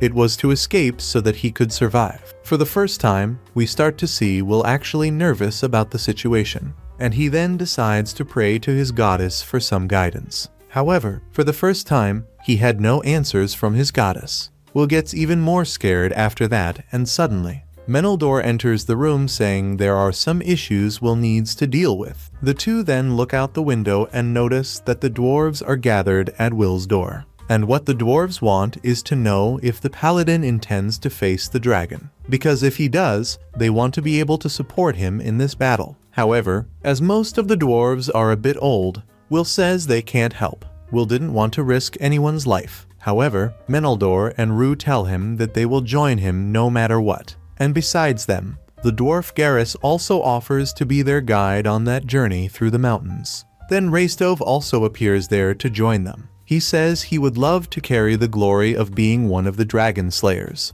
Will is happy about that, but still he knows that he and his 5 skilled warriors have virtually no chance against a historical dragon. The truth is that this time Will was really scared, because unlike when he had faced the other dragon, Yakimura, in those situations, Will always felt in control because he knew he was stronger than the creatures. However, now he really didn't feel prepared to face the dragon, and that was what was scaring him. But in the end, Will also knew that he had no choice but to face the dragon. If he didn't do this, many of his loved ones would end up being killed, and he didn't want that. Therefore, some time later, Will and his allies are preparing to leave on the dragon hunting mission. When night comes, Will receives a visit from his goddess in his dreams. He bows to her, and she tells him that she doesn't want him to die. However, Will tells her that he cannot help but face the dragon. After all, his oath to her obligated him to defeat any evil being that threatened mortals. Gracefield knows this to be true, and so she has no choice but to accept Will's fate. She then gives the paladin one last blessing and tells him that she will always be by his side. Their dialogue then ends with Will promising the goddess that he will do everything he can to defeat the dragon. The next day, Will's group finally heads towards the mountains to face the monster. However, to get there, they will have to pass through the so-called Dead City, which was where several undead lived and also where the great king of demons was sealed. The idea of passing through the Dead City is greatly feared by several of Will's soldiers, but he then confesses to them that he grew up in that town. And he also says that he had faced stagnate in the past in that place. And so, after hearing that, his friends become more confident about the idea of passing through the Dead City. The next morning, when their boat approaches the city, everyone is surprised to feel a thick fog taking over the place. But Will soon reveals to his group that that fog was actually magic invoked by Augustus so he could keep intruders out of the city. And since Will knew that magic very well, he then manages to make them find a way through the fog. When they finally disembark, Will decides he wants to visit his parents' grave, and he also takes the opportunity to visit the temple to try to see Augustus. But when he gets there, he doesn't find Augustus, and so he decides to leave. Until suddenly he is surprised by Augustus, who was actually just hiding from him. Their reunion is truly moving, and Will then takes the opportunity to tell Augustus that he had become a paladin, and that he was now also the lord of his own lands. Hearing this makes Augustus very proud of his grandson. However, the tone of the conversation changes when Augustus discovers that Will is marching to defeat the dragon. He thinks that's a stupid idea, because the dragon practically has the power of a god. However, Augustus also understands that Will has to fulfill the oath he had made to his goddess. Then, Augustus and Will talk for a while longer, until finally Augustus meets Will's friends. As Augustus was a legendary hero, everyone there is honored to meet him. Then, the protagonist makes a brief visit to his old room, and soon he is overcome by great nostalgia. He then decides to say a prayer to the ancient heroes who had faced the great demon king, and once again he asks for Gracefield's protection for the battle to come. Afterwards, Will talks a little more with his grandfather, and he then finally says goodbye to him. Augustus asks his grandson to be careful, and then Will leaves to face the dragon. And at that moment, all he wanted was not to fail the people who believed in him. And well, that's how we finish the recap of the first and second seasons of this incredible anime called Fairway Paladin.